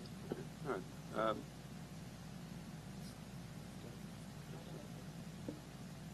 Let's set forward. Good afternoon. I don't know whether or not that you could answer this, or maybe this is something that maybe the committee could undertake, but considering the HIPAA laws in regard to people's health, whether or not it's physical or mental, is it possible, and I don't know if the police, I don't know if you do this already or not, but if you have a situation where somebody is in a community and they may have some issues, the police have been there prior, for different complaints or whatever, is that something that you're allowed to then, do you pass it on to the other officers? So like if, you have those smart, laptops or something where, you may know at 32 Oakwood Lane, Denise always acts erratically, so that going forward, if you're reporting to a call there, that you may know that somebody may not be completely stable, so that before you go there, then you can always, you don't know what the call would be, but maybe you might be aware that you might need the crisis intervention or a social worker there. I mean, is that something you do already, or? So with any 911 call, if it's a location that we've been to before, the officers have access on their terminals in the computers. They'll have access to previous call history there. And sometimes that's very helpful. It can describe a situation where maybe we've been there before for somebody that has had mental illness. And many times officers work in the same areas and the same locations, so they're intimately familiar, hopefully, with the neighborhood, and they're able to perhaps already have had built rapport up with their residents. We also can reach out to mobile crisis in situations where perhaps where we can't take the person into custody physically based on the law, but we can reach out to them And maybe that they may be able assist. to get social services to go and Absolutely. help them, and whether or not. I've done it myself. Okay, all right, thank you very much. Legislator Schaefer. Still my name. Good afternoon, Officer. I was just curious, so I guess similar to what Legislator Ford was just asking, is it, who makes that determination whether or not to call the mobile service unit to come? Is it the police officers that are responding? Is it the 911 operator? Who makes that determination? As it is in the policy now, we currently, it could be the police officer at scene, it could be a police supervisor at the location. Usually that would be, in my experience, that would be the options, either the police officer at scene or the police supervisor at scene. Okay. And do you have any idea about how many, mental health or mental aided calls that you get a year, basically? Does it vary much? Do you even have that information? I don't have the global number of mental illness, mental aided related calls, but in regards to what we have coded as violent mental aids, which come through 911. Just in 2018 alone, we responded to about 390, and in 2019 we were over 300 as well. Any one of those situations automatically requires the response of our emergency services personnel, who are highly trained and can assist the officers at scene. So that's different from the mobile crisis unit? Yes. Okay. If it's a violent one, or you anticipate it to be one based on whatever information you have, do you automatically call the mobile crisis unit, or you don't? Like, is that? I guess I'm just wondering when you do bring them in. Generally, if it's a violent, it depends on the circumstances. A lot of these situations are fact sensitive, and it's dependent upon how the information is relayed to the 911 operators, as well as how the information is relayed to the police officers at scene. And with that being the case, if the person is required under the mental hygiene law to be brought in for a psychological evaluation, oftentimes the police officers make that determination in conjunction with the emergency services or their police supervisor. Okay. Emergency services, you said, are highly trained in aiding in the mental health issue. Is that correct? Like, what kind of, what's the difference in their training with what a general police officer will get? So, under New York State Department of, the Division of Criminal Justice Services mandates all police officers in the police academy to receive a 20-hour course related to behavioral science with emotional distress, how to communicate effectively with people under emotional stress and crisis. In addition to that, the police officers also receive another over 20 hours of training dealing with numerous items that can be helpful when in a situation involving somebody in mental illness, which includes crisis intervention, de-escalation, professional communication, autism training is separate, and also general verbal skills and communication with persons in crisis. Our emergency services unit actually has a mandate. They go through a 5-day training program. It's in-depth. It's given by the doctors of Hofstra Psychology Department, and that's where they get additional training in some specific diagnosis that they may be coming in contact with, such as neurological disorders, depression, Down syndrome, psychosis, personality disorders. And that's on top of the tactical training that they receive in non-lethal and verbal communication. Okay. Are there many instances where the mobile crisis unit is called first and then they end up calling the police? Does that ever happen? Or is it only, you're only handling when 911 takes the call and then it goes straight to you? Or I'm probably asking like 5 questions at once, so. Do any homes generally, that you know of, get calls directly, or do the homes directly call the mobile crisis unit to come out to help them? I'm not sure off the top of my head. I do remember from my experience have been situations where we have been notified by perhaps someone's mental health professional that takes care of them, that there is an emergency and an urgent situation that needs our response. Okay. But as to specifics with mobile crisis, I would have to really look into that more. Okay. Okay, that's all I have. Anyone else before we get to Legislative Bino? Thank you, Presiding Officer. I'll be very brief in my comments. We spent a lot of time on this in the committees, but I first would like to start by thanking my colleague, Josh Lafazan, for working on this important issue with me.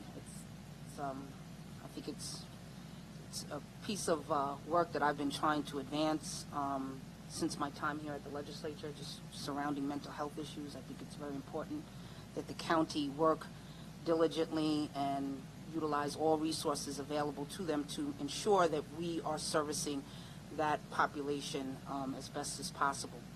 I also would like to thank the members of the Rules Committee that was part of teeing this up so that it got to the full legislature. I'm hopeful today that I will gain support from the legislature to be able to move forward. I think it's important that we take the time to study such an essential service that this county is required to provide to those that would be mentally ill. I likened this the last time to someone being medically ill.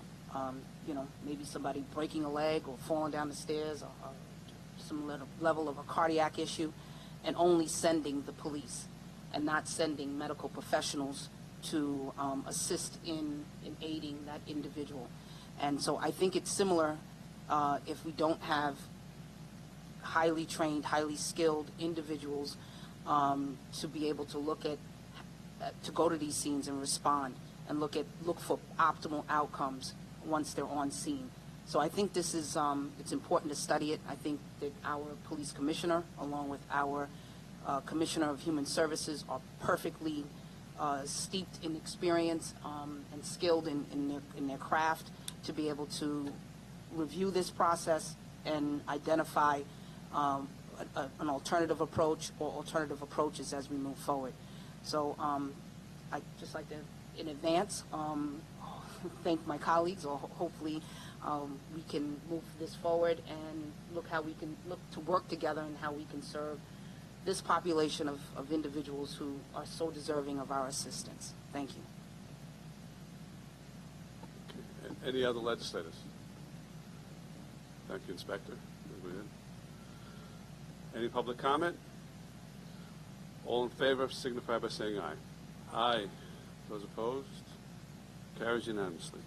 Okay, now we're ready to recess or adjourn. Legislator Schaefer makes a motion to adjourn, seconded by Legislator Drucker. All in favor of adjourning signify by saying aye. Aye. Those opposed? Carries unanimously.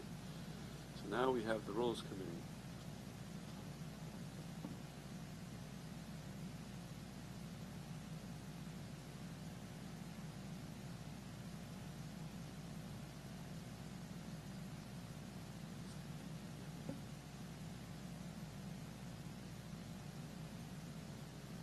We'll start in about 2 or 3 minutes.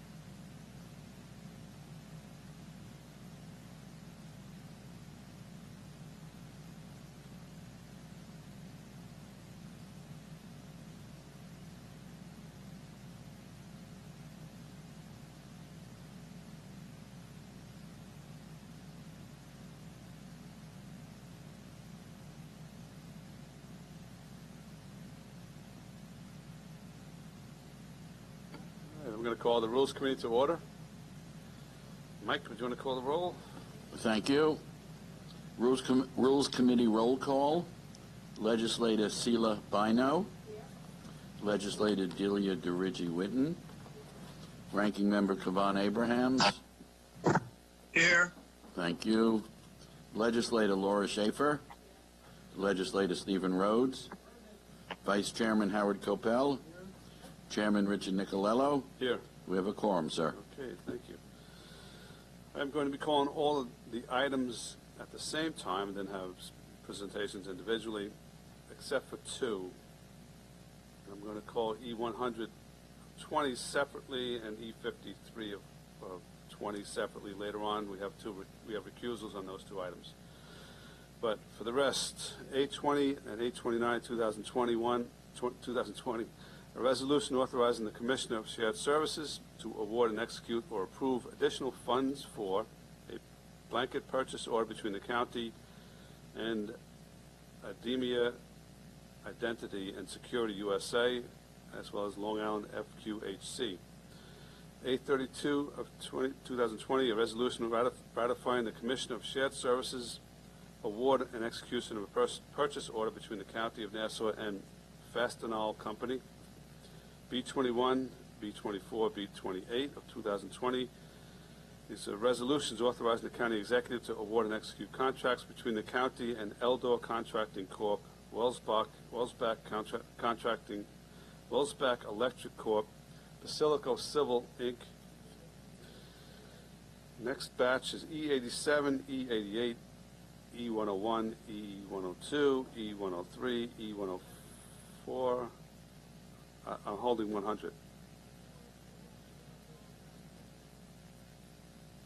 Okay.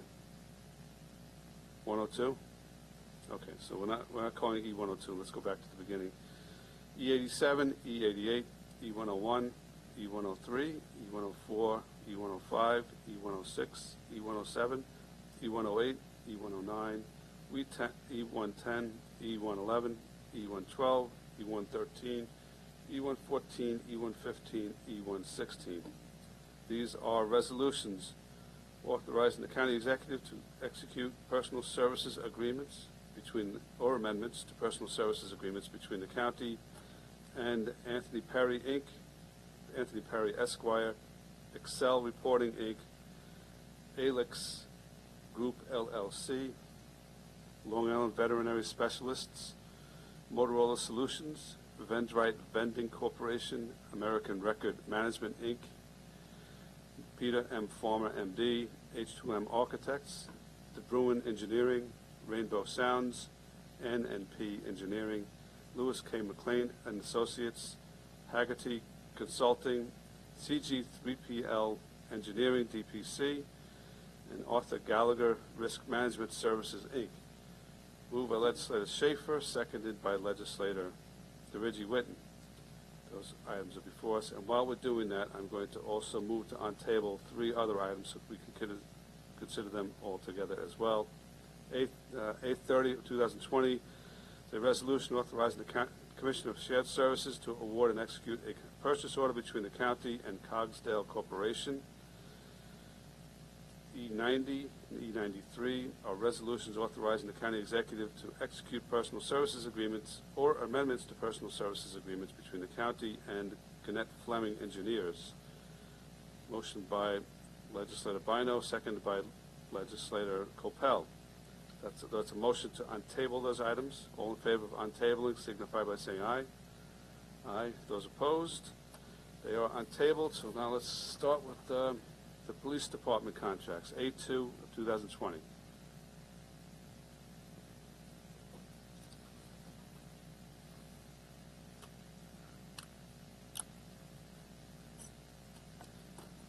Good afternoon. William Field, Deputy Inspector, Nassau County Police Department. The first item is A2 2020. This is a request to authorize a blanket purchase order for hardware and software maintenance for the Nassau County Police Department's automated fingerprint system, AFIS. This blanket purchase order would be between the Police Department and IDEMIA Identity and Security USA, LLC. This is a sole source purchase. The police department previously purchased APHIS equipment that was manufactured in combination with commercial off-the-shelf products as well as proprietary hardware and software. By this nature, only Ademia is authorized to perform maintenance services on our APHIS equipment. The blanket purchase order has a 5-year term, unless sooner terminated by the county. The maximum amounts authorized under this blanket purchase order are for this year. For the first year, $438,412.06, and then for each annual period after, the cost shall be subject to a 5% increase, which is to account for increases in maintenance labor and parts. And the maximum total amount for the contract is $2.5 million. It is a little late, having to do with the fact that the vendor did change names. They were formerly known as Morphotrack and are now known as Ademia. Any questions on this contract? No. As we'll go to the second one. Let's go to Motorola 104. Item E 104-20 is an amendment to an existing personal service contract between the Police Department and Motorola Solutions. The existing contract is for the Police Department's record management system and mobile records processing system. This entails all of our arrest processing, auto accident, and traffic ticket entries, as well as data input for police case reports. Internally, the program is called Premier One. The purpose of this amendment is to increase the contract price for 2 reasons. The first being the integration of Premier One records management with the Nassau County District Attorney's JustWare system. The second reason is the purchase of annual maintenance and support for Premier One. The interface between the JustWare system and Premier One will assist in the line of communication between the District Attorney's Office and the Police Department and be able to further to increase the ability to transfer information back and forth and therefore remaining compliant with discovery requirements.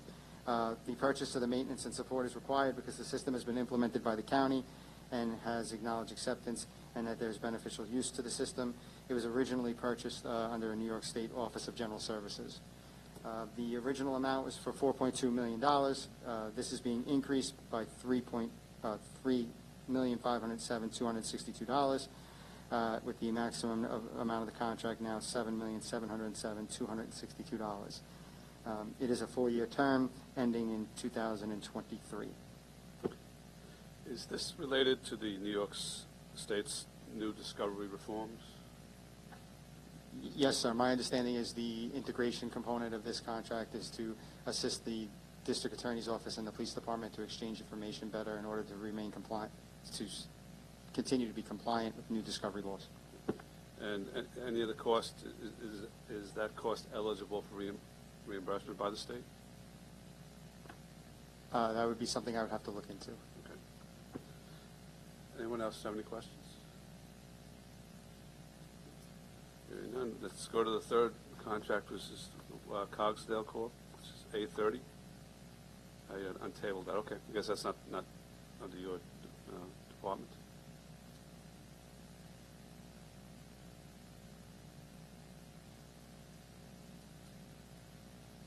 Let me just check on the Cogsdale. Okay.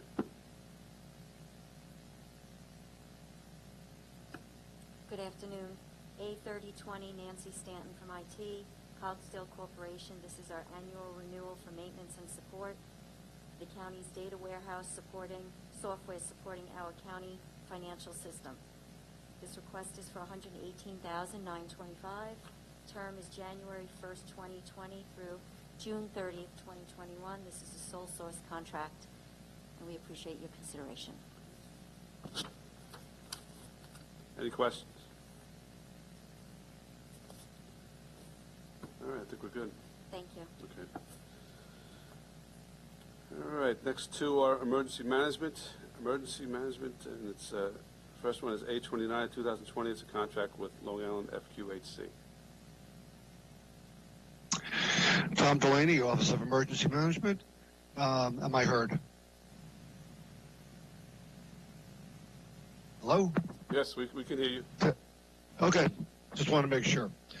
All right, item 829 is for a blanket order to cover the procurement of services from Long Island FQHC, a healthcare provider partnered with NUMIC that is providing COVID-19 testing for us in underserved communities that include Westbury, Hempstead, Elmont, and Freeport.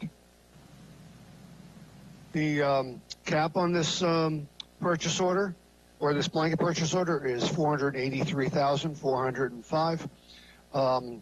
Just as a side note, as of Friday, FQHC has moved their testing to indoors and not outdoors.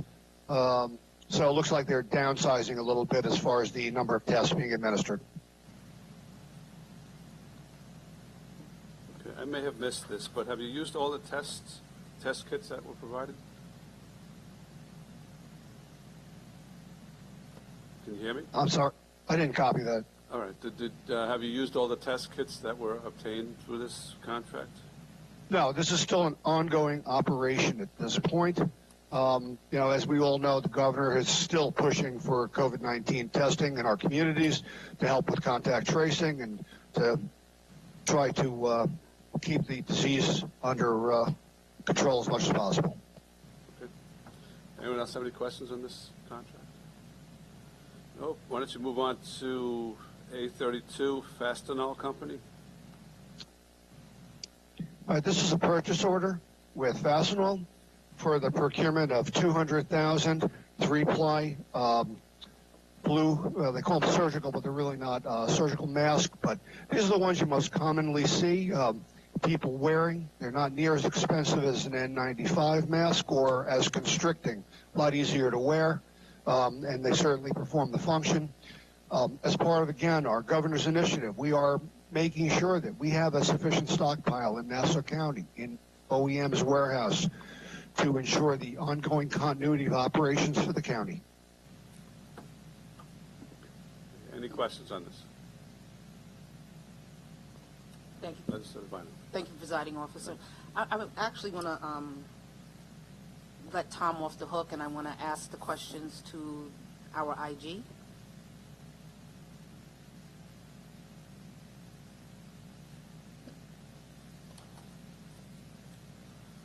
I'm sorry, Legislator Bynum, it's hard for me to hear you a little bit here.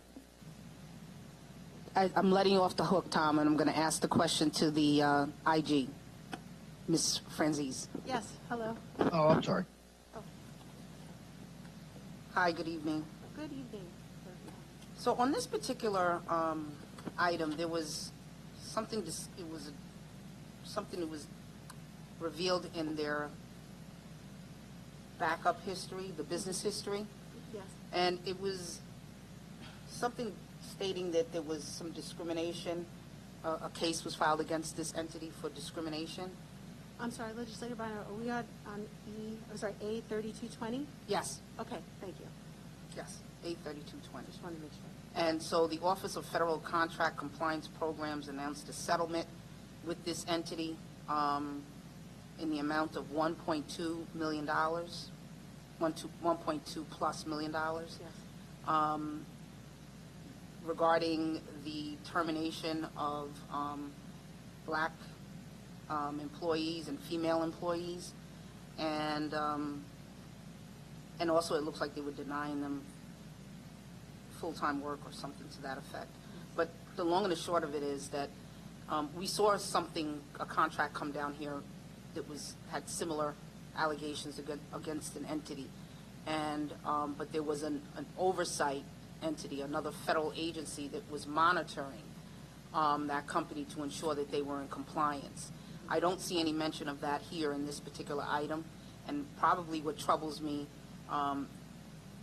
in combination of not seeing that in this item, but also is that Fastenal vehemently denies the accusations and say that there was justified and legitimate reasons for, not hiring these folks.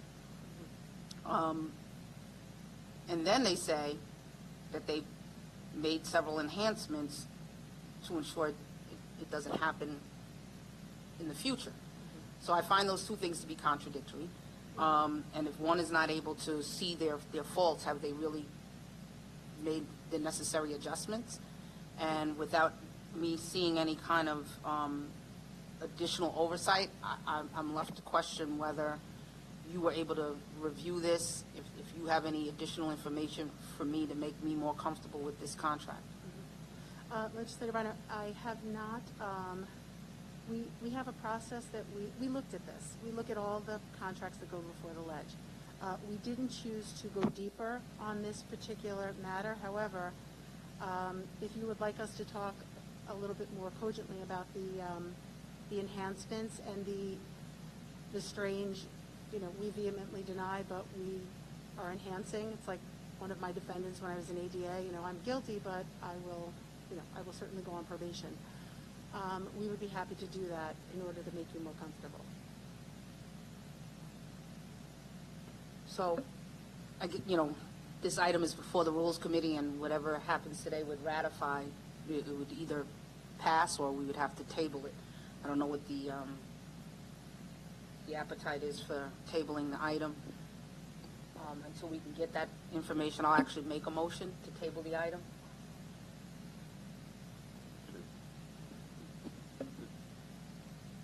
A motion to table and seconded is not debatable, but did you want to ask Delaney if there's any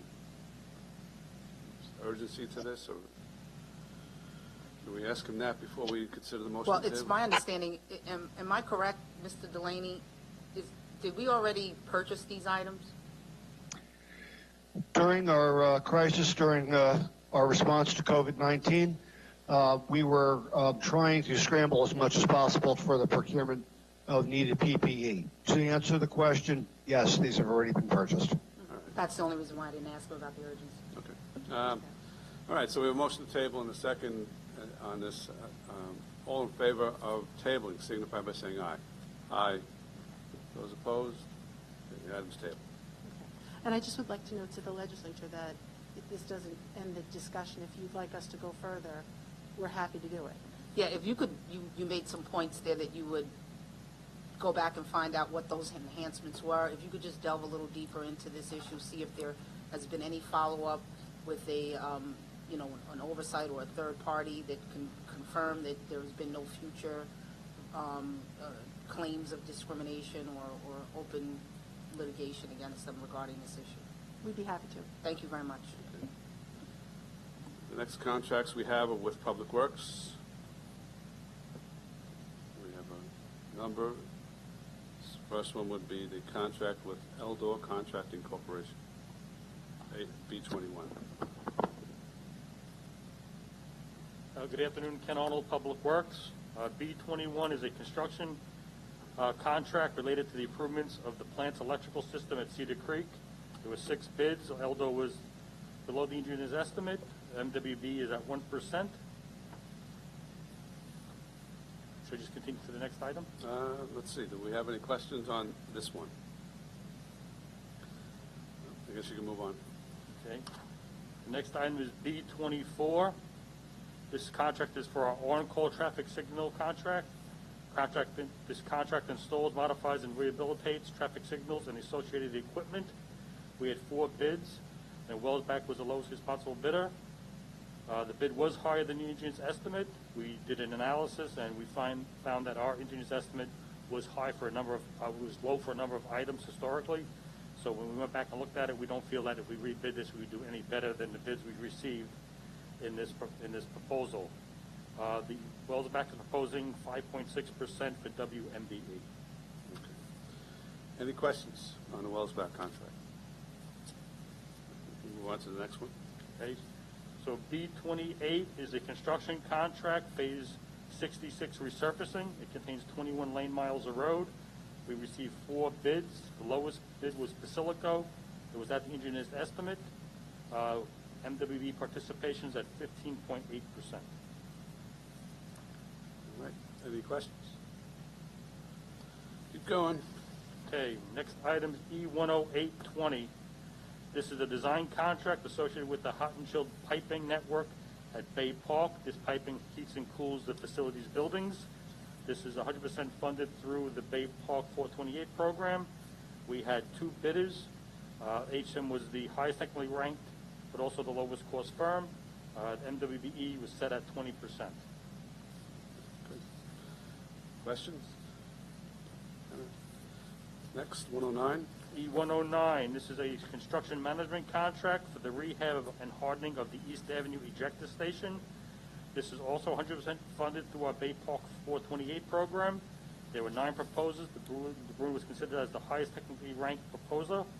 The cost was not the least expensive. However, when we went through and looked at the proposals, the Bruin was supplying a full-time inspector and resident engineer, which the department felt was critical in the successful completion of the project. Their MWBE percentage is at 13%. Any questions? Thank you. 111.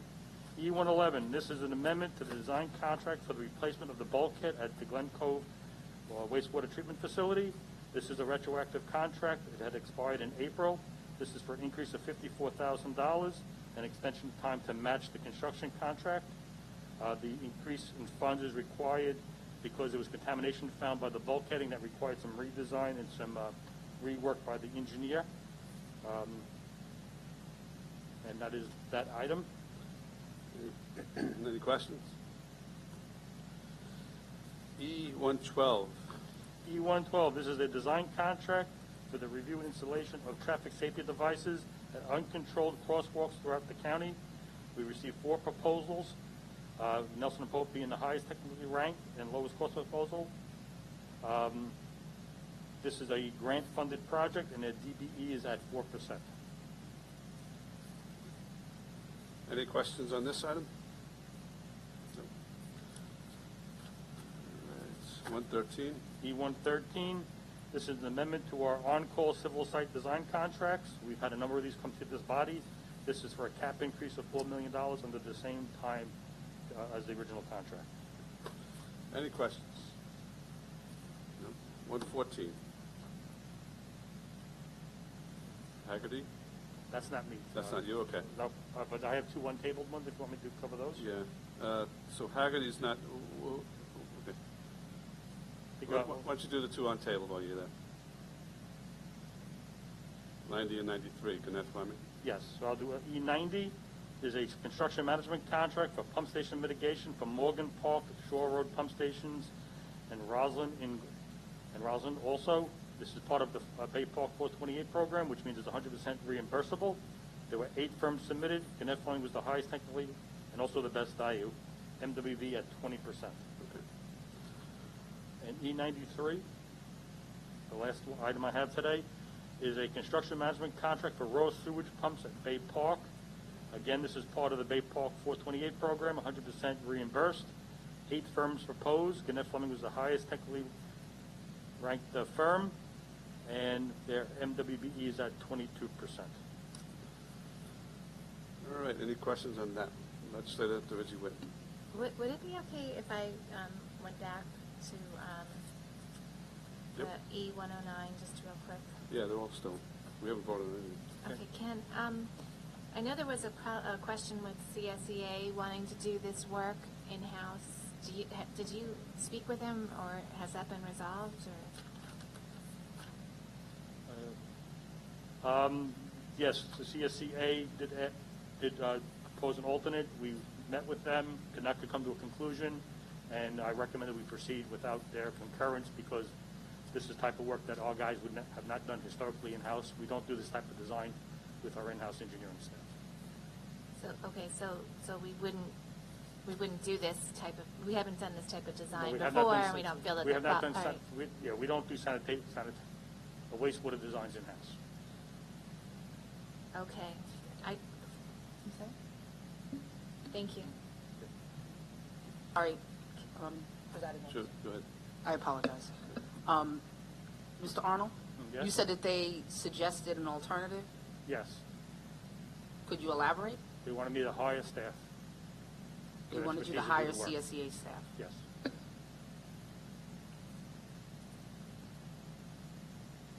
Is it,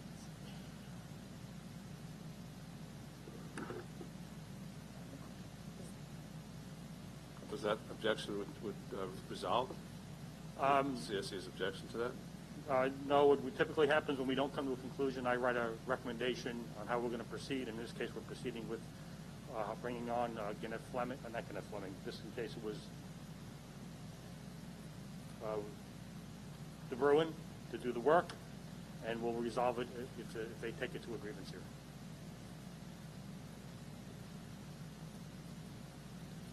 What's the urgency on 109? 109 is, I believe it's part of a consent order work that we need to address. Pump station is not protected currently from hurricanes. It's one of the last ones we were doing. It's one of the smaller ones. And like I said, I believe it's also included in our Bay Park agreement with the state on timeliness of addressing some last items. RFP was issued in March of 2019. Right to the backup. So it's been around for quite a while. Yes. So is it, is a month going to change anything? No, but just, we've talked to the union. The union believes in this case that we should bring on expertise staff to do this work. That's not the department's belief. We've not done this type of work in the past. So I think we're going to be at the same point. We can have that conversation. I'm okay with that. I'll tell you what. Why don't we give it until the next batch of committee hearings, which will be in early mid-September. Okay. Try to see if we can work something out. Okay. I mean, it's worked out in the past, and let's do that. Right. So we have a motion by legislator DeRidge Whitten to table 109 of 2020, and a second by legislator Bino to table that. All in favor of tabling signify by saying aye. Aye. Those opposed? Okay, the item is tabled. Go ahead.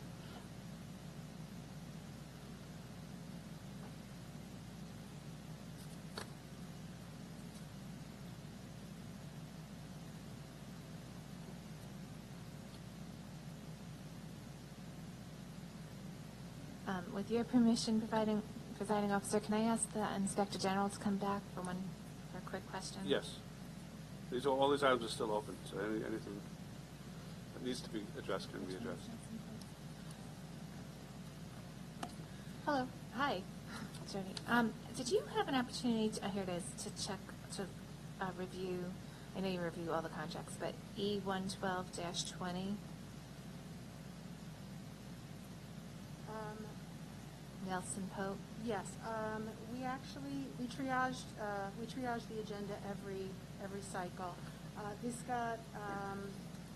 We had looked at this, the Nelson and Pope disclosure forms pretty extensively in their prior contract, I forget the number, and we looked at this, and we didn't decide to delve deeper into this one. But we are very aware of, their disclosures because we did a full look. Okay, so in your opinion, you felt comfortable, because we didn't get any type of report or anything on this item. Right, yes. So is that for us to assume that you're okay with it?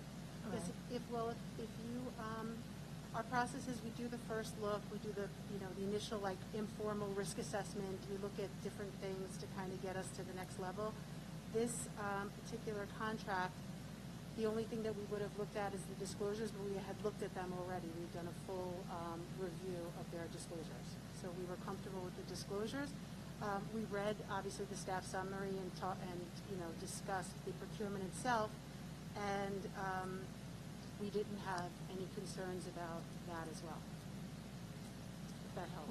When you look at a contract and you consider it, do you also consider past situations with the county? I mean, we obviously, we keep that in mind for sure. With respect to this contract, we were just reviewing we start to look at certain things like, does it justify the expenditure? Does it justify the basis of the award, kind of thing? And we got to the end of it deciding not to do the deeper dive. So at that point, we were as comfortable as we could be at that point. Okay, all right, thank you for your clarification. Okay. Okay, so we're going to table that one, but this one's fine. Okay. All right. Any other questions on those items? I think we're good, Ken. I had called up 114 and 115, so why don't we just do those now?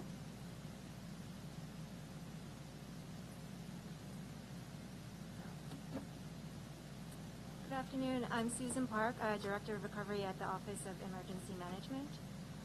Items E11420 and E11520 are contracts with Haggerty Consulting and CG3PL, respectively, to provide on-call disaster management services to the county to assist our various departments, offices, and agencies in recovery planning and management. The scope of services specifies the management and administration of funding streams, including, but not limited to, programs such as FEMA Public Assistance and the CARES Act to help the county recover from the COVID-19 disaster and other future disasters. The county's current on-call disaster management services contracts terminates at the end of this month, and the contracts with Haggerty and CG3PL start on September 1st. Items E11420 and E11520 are the results of a competitive RFP process by which the county received 24 proposals. The RFP Evaluation Committee selected Haggerty, CG3PL, and one other vendor as the most responsible and cost-effective consultants for the county. The committee selected more than one vendor in case the county will need to respond to 2 or more disasters at one time. The third vendor's contract is currently being finalized, and OEM is aiming to present it at next month's Rules Committee meeting. Each time an on-call disaster management services consultant is needed by the county, OEM will issue a task order to the 3 contracted vendors, and the task order Proposal Evaluation Committee will select which vendor to award the task order to. The current 3 selected vendors for the on-call disaster management services were provided a COVID-19 task order for the management and administrative support of state and federal grant programs through which the county can optimally secure funding to recover from the COVID-19 disaster. The task order Proposal Evaluation Committee selected CG3PL as the consultant best fit for the county for this initiative. That's why item E11520, the contract with CG3PL, shows a cost of $527,300. The county is planning for this cost to be covered by FEMA Public Assistance Category Z, indirect and direct administrative costs, and or other COVID-19 recovery funding streams. Items E11520 and E11420 each are 5-year contracts, and they each have a maximum cost of $3.75 million. OEM anticipates that the cost of any task order that comes up through the on-call disaster management services contracts would be covered by the state and or federal recovery funding streams. Thank you. Any questions? Let's say Georgia. I'm sorry, so just the last sentence that you just stated, you anticipate this funding to be covered by the federal costs? Is that 100% or? By state and federal recovery funding streams, such as FEMA Public Assistance and other pieces. So like for the COVID-19, Public Assistance, CARES Act, and other funding. And what percentage do you anticipate to be covered? We are looking for 100. Okay. Yeah. Okay, thank you. Yes. Anyone else? Okay, thank you. Thank you. Sewer Affairs, E87, E88. Good afternoon, everyone. E8720 is a contract amendment for Judge Anthony Perry, who's our judicial hearing officer. We're increasing the amount of the contract by about $10,000. This is not an increase in the rate of pay for Judge Perry. This is to increase the number of days that we're able to use him. When we had originally contemplated the contract, we were figuring on about 3 days a month. And due to the volume of violations we have issued and some of the outstanding consumer complaints we've been working on, it's been determined that we need to have the judge in more days in a month than we had originally planned.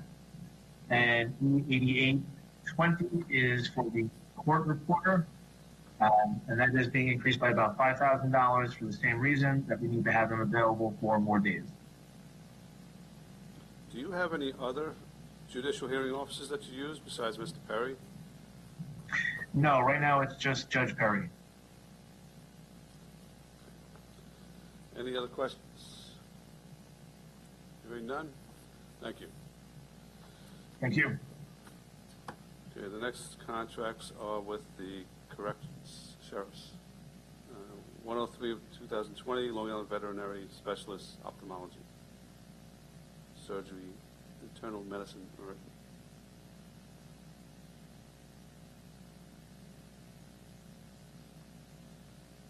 Michael Golio with the Sheriff's Department. Actually, 103 is an amendment to an existing contract. It's calling for additional funding and to broaden the scope of the contract to include the Fire Marshal's Office and the Police Department under the Correctional Center contract for canine services. Any questions on this? Okay, the other one you have is 100, correct? Correct. All right, that the minority leader is going to be recusing himself on that specific contract, and he will not be participating in any debate or discussion or vote on that item. So I'm going to call that separately right now. It's a resolution authorizing the county executive to execute a personal services agreement or amendments to a personal service agreement between the county and Nassau Healthcare Corporation. Moved by Legislator Rhodes, seconded by Legislator Schaefer. That one's before us now. So this is an extension to the existing contract for an additional 6-month period. As we stated the last time we were here, we were in the midst of discussions with the hospital about a more formal agreement. They had a change in administration at the hospital, and shortly thereafter the pandemic struck. So the purpose of this amendment and extension is to maintain the status quo at this time and get us to February 28th of next year. And that's when you anticipate having a new agreement in place? Hopefully so, yes. Okay. Any questions on this item? This should be 100, 2020. I do. Okay, Legislator Bino. Again, I'm going to ask if it would be okay if the IG, Ms. Franzese, approach, answer some questions.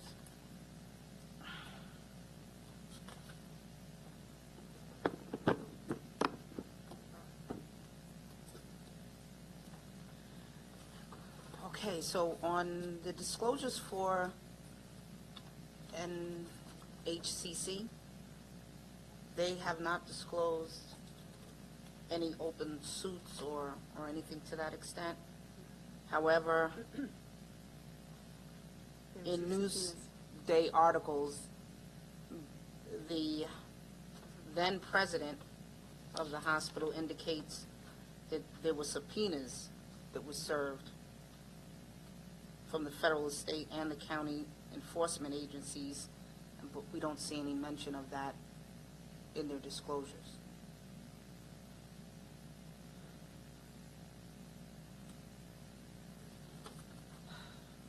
This is a matter that we had been talking about, and if someone is served with a subpoena, just in my experience, it doesn't necessarily mean they're the target, and perhaps it's a legal form of getting documents and other things. However, just based on what I know from this, I do think, and I understand that this is we're kind of, it's a 6-month extension.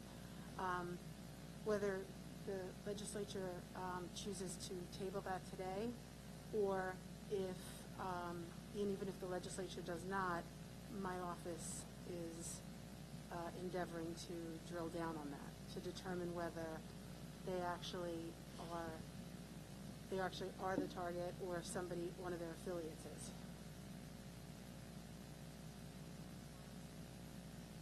Sorry. It's my understanding that whether it's one of their affiliates or the actual entity, that there's a requirement to disclose? That's correct. Okay. That's what it says on our forms. And I understand what you're saying about receiving a subpoena doesn't necessarily. Right. But it does, in one of the articles it indicates that they went to outside counsel to try and get, to have some level of representation. And so they received an additional they boosted their spending authorization by an additional $200,000 in order to make sure that they were properly represented in, I guess, handling the subpoena or responding to the subpoena. Right. So that's probably a good part of what's raising some level of concern for me. And, I understand completely the nature of your concern, certainly. It is typical for them, if you get a subpoena, to get people to kind of help you manage how to respond. But, again, So whether or you're not- okay with, Sorry? so you're fine with there not being a disclosure at this point, and you feel that you can monitor it moving forward? Well, it's, to be honest with you, it's completely on our radar at this point. Okay. It's completely on your radar, is that what I hear you saying? Yeah, it's on our radar Thank at you. this point, for sure. It's definitely something that we would be interested in kind of keeping an eye on at this point. Okay, and I guess that would include speaking to folks that are currently affiliated with the affiliates, as well as those that may no longer be directly connected to the affiliates? It may need to be. Okay, It depends. I'm not certain what our strategy would be. Yep, but- and I don't think you should, so I'm going Yeah. to leave that there. Thank you. Thank you. Do you want to address anything? Yeah, just on that one issue, so the county is also aware of the Newsday articles, and people from the county did reach out to the general counsel at the hospital, and we were informed that the NHCC is not the subject of any criminal investigation at this time, and that the disclosures are accurate and do not need to be amended. So, Yes, and I saw that, but it still prompted me to ask, because they would still be responsible to disclose whether any of their affiliates, in fact, were the center of any investigations surrounding those subpoenas. So it doesn't necessarily let NHCC off the hook if, in fact, one of the affiliates was. And that's why I asked the question of understood completely, just wanted to make sure that everybody had the full. Thank you, Captain Goleo. I appreciate it. All right, thank you. Any other questions?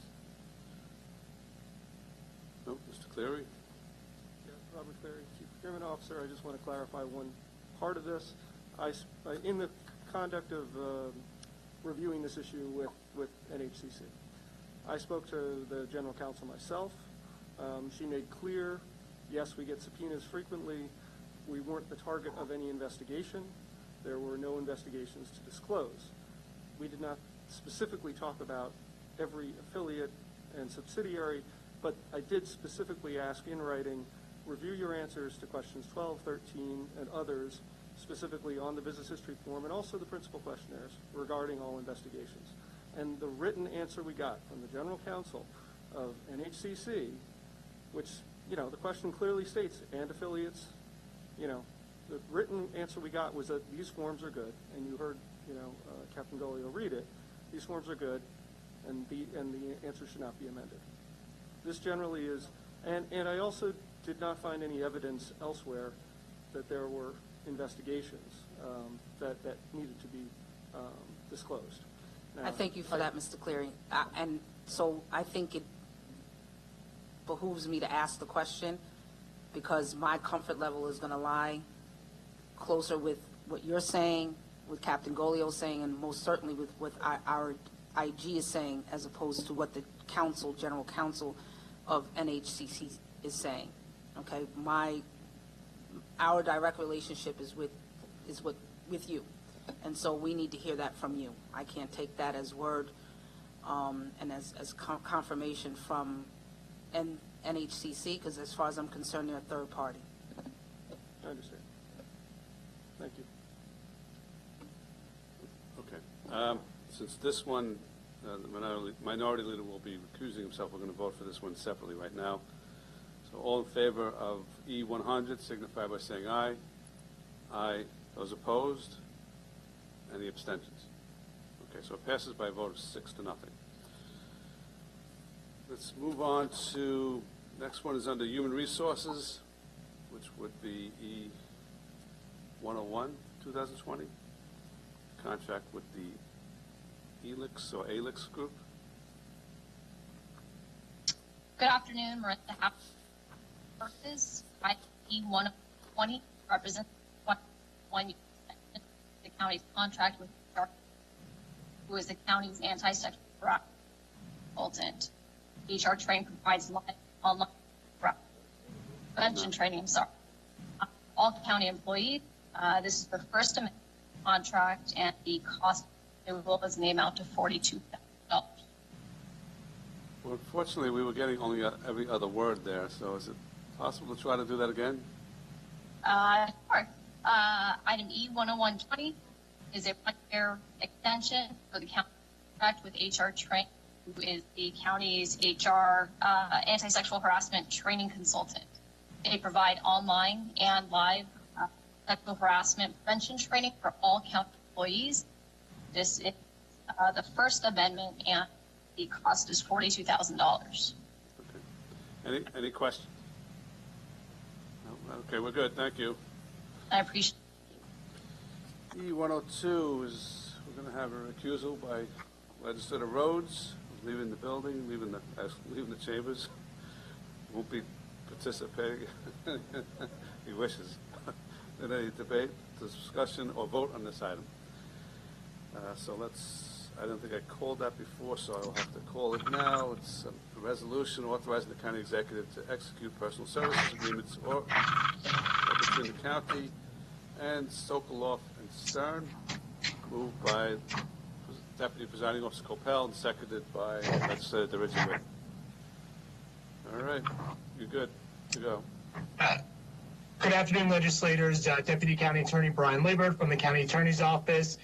This is a contract with the law firm of Sokoloff Stern for their representation of one particular officer in the matter of Dolores Sharp against Nassau County and several named officers. This representation is being made pursuant to a conflict, and Sokoloff Stern is representing, as I said, one of the officers due to a conflict. Okay. If you have any questions, happy to answer those. Any questions? No, I think we're good. Thank you. Thank you. All right. So again, this is since Steve is recusing himself, we'll have a vote on this one separately. All in favor signify by saying aye. Aye. Those opposed, passes by a vote of 6-0. And then we'll move on to 105, 2020. It's a contract with Shared Services, Vendrite Vending Corporation. Good afternoon. This is Allison Malamy, Deputy Commissioner of Shared Services. This contract is to provide vending machines at various county buildings. The vendor was selected by an RFP issued in January with 4 proposals received. The evaluation committee selected Vendrite Vending as the vendor offering the best value to the county. This is a revenue contract. Vendrite offered the highest annual guaranteed flat fee commission payment, as well as the highest commission percentage of gross sales, being 25%. Commission revenue will be the greater of either the flat fee amount or 25% of gross receipts. The term of the contract is for 6 years, with the option to renew for 4 additional 1-year periods. Prior to the installation of the vending machines, the county will approve all vending machine plans and pricing. The vending machines will be cleaned and disinfected during every restocking or service call. They will accept contactless payment, such as Apple Pay and Google Wallet, in addition to credit cards and cash. Thank you. How many vendors responded to the request for proposal? 4 vendors responded. Okay. And Vendrite was chosen because of experience or because of price? What was the reason? They offered the highest flat fee guaranteed payment, annual payment, and they also offered the highest percentage of sales. Also, they have a fantastic reputation. Yes, and they've been in the vending machine business a long time. Okay. Anyone else have any questions for this? No? Okay, we're good. Thank you. Thank you. Next contract is with Social Services. It's E106, 2020, American Record Management.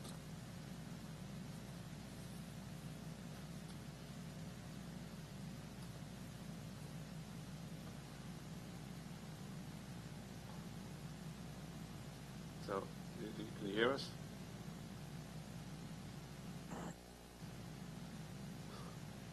This is Doug Russell. I can speak on the social services contract.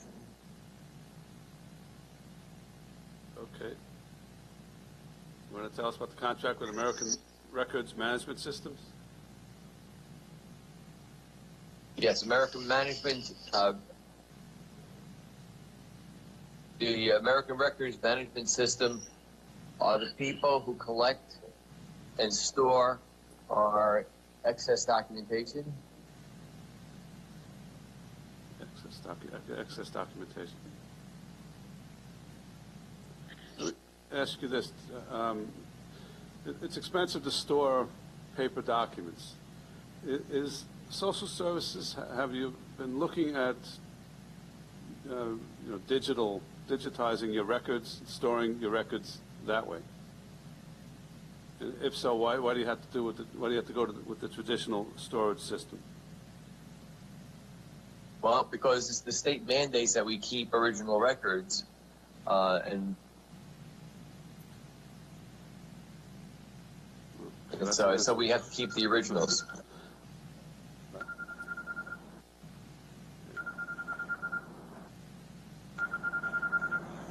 Any other questions for him?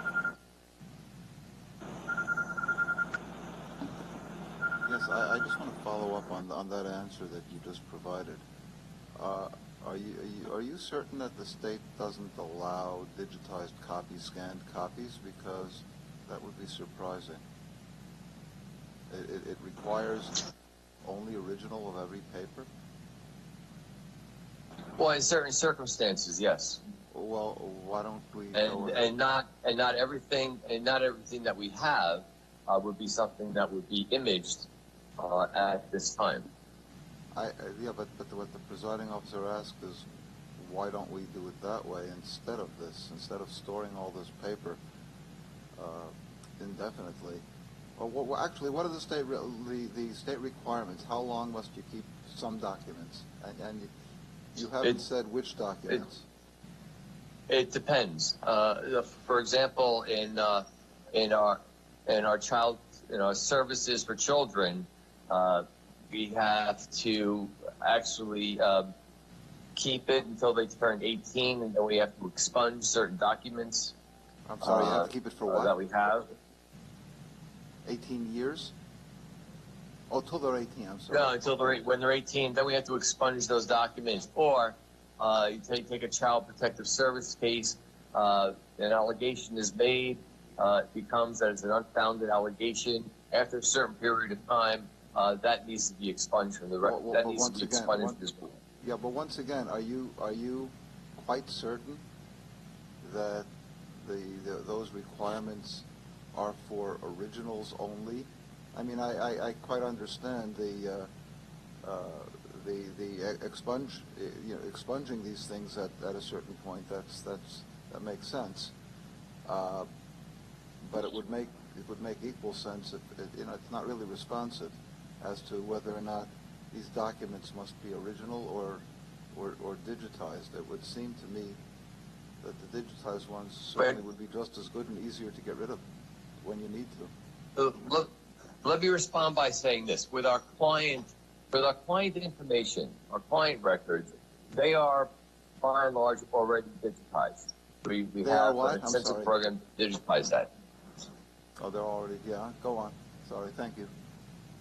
This other documentation is documentation for, let's see if we do an RFP and what the ratings are, or if we have certain records about how we spent funds that the state gave us, and they can come in 4 years later, 5 years later, and ask, I want to see all that original documentation, because we're doing an audit. But forgive me, with all due respect, I don't think you're really answering the question. It's okay to say if you don't know and come back. It really is.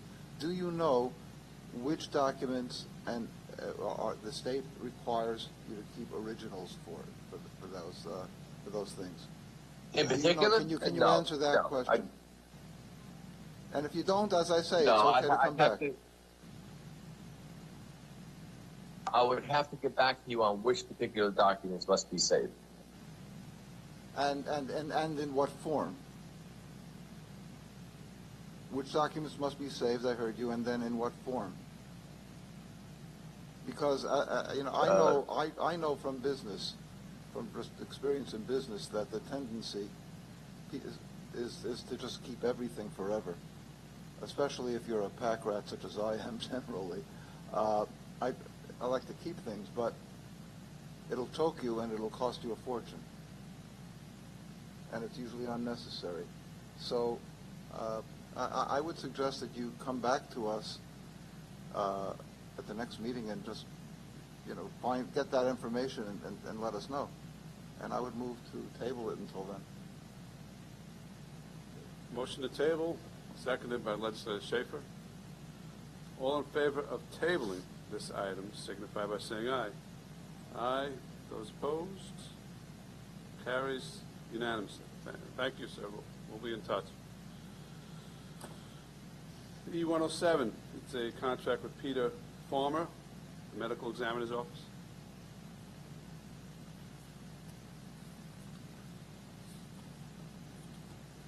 Good afternoon, legislators. Keith Cromwell, Deputy Medical Examiner for Administration at the ME. This contract is for with Dr. Farmer to provide forensic neuropathology services. It is a 5-year term at $175,000 in totality. Each year it's $30,000, not to exceed $35,000, excuse me. And his work consists of gross examinations of brains and/or spinal cords to assist with, cause of death manner and all that stuff. Okay. Anyone else? Any questions? I think you covered it. Okay, thanks. All right, thank you. That's the only way we were going to understand with it. E-110, it's with Parks Department and Rainbow Sound, Inc. Victoria Queso from the Parks Department. E-11020 is an amendment for Rainbow Sound, extending the term through April 30th of next year. It's for production, consulting, and sound equipment for our concerts and events at Lakeside Theater. And it's for a maximum of up to $17,000. Are there any events going on at the Lakeside Theater? Any events? There are some in the works. I don't know if they would require the use of Rainbow Sound, but no services have been provided from them since at least May 1st, but probably before then. So, well, I guess two questions. One is, they don't get paid unless they're actually providing the service, correct? Correct. All right, so if there's no event going on, we're not paying them. Correct, and we don't necessarily use them for every single event anyways, so. All right. So in the event that there is something that can be held or is being held or scheduled, we have them on board in terms of their sound equipment and engineering services, correct? Correct, just in case we need them. Okay, all right. Anyone else have any questions? Okay, thank you. Next one is a 116, contract between Budget Office and Arthur Gallagher Risk Management.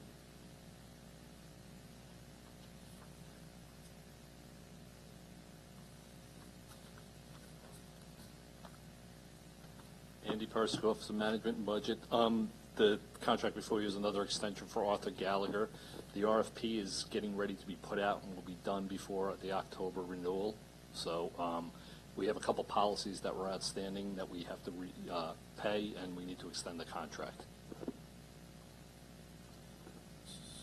So the question is, I guess, is this extension long enough if you're telling me that? It will be. I've been working with the county attorney's office personally on getting the RFP out, and we have it all drafted and ready to go. COVID hit, and unfortunately, due to my delinquency, it didn't happen. So then, the RFP has to go out, you have to get the responses, but you think you're going to have this lined up to?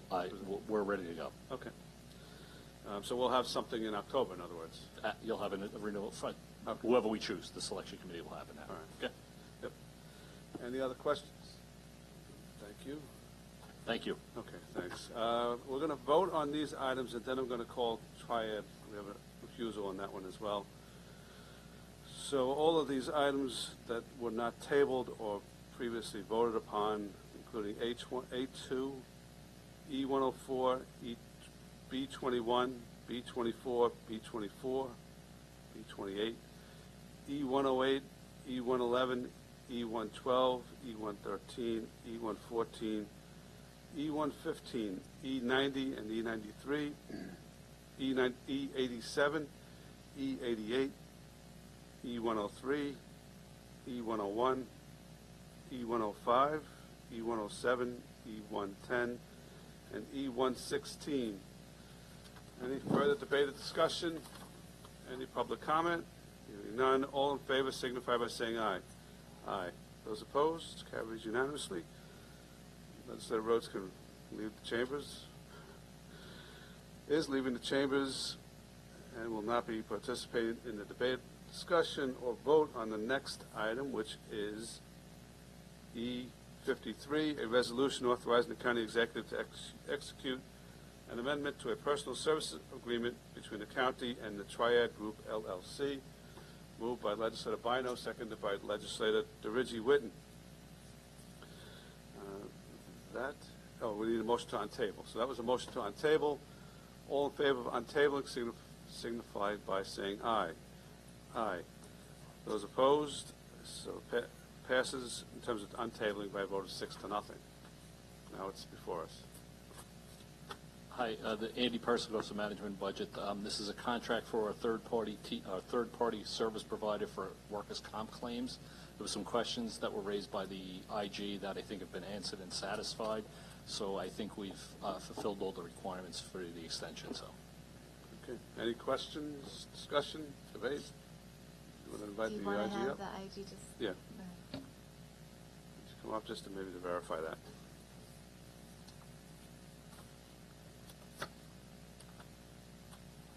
Hello again. Yes, we actually had sent a form to the ledge at one point saying that we were reviewing this matter. We did review the matter, and we have gotten to the end of it. At this point, we feel that the matter is ready for your consideration. All right, thank you. Okay, thank you. Any questions? Debate or discussion? Any public comment? All in favor signify by saying aye. Aye. Those opposed? Carries unanimously.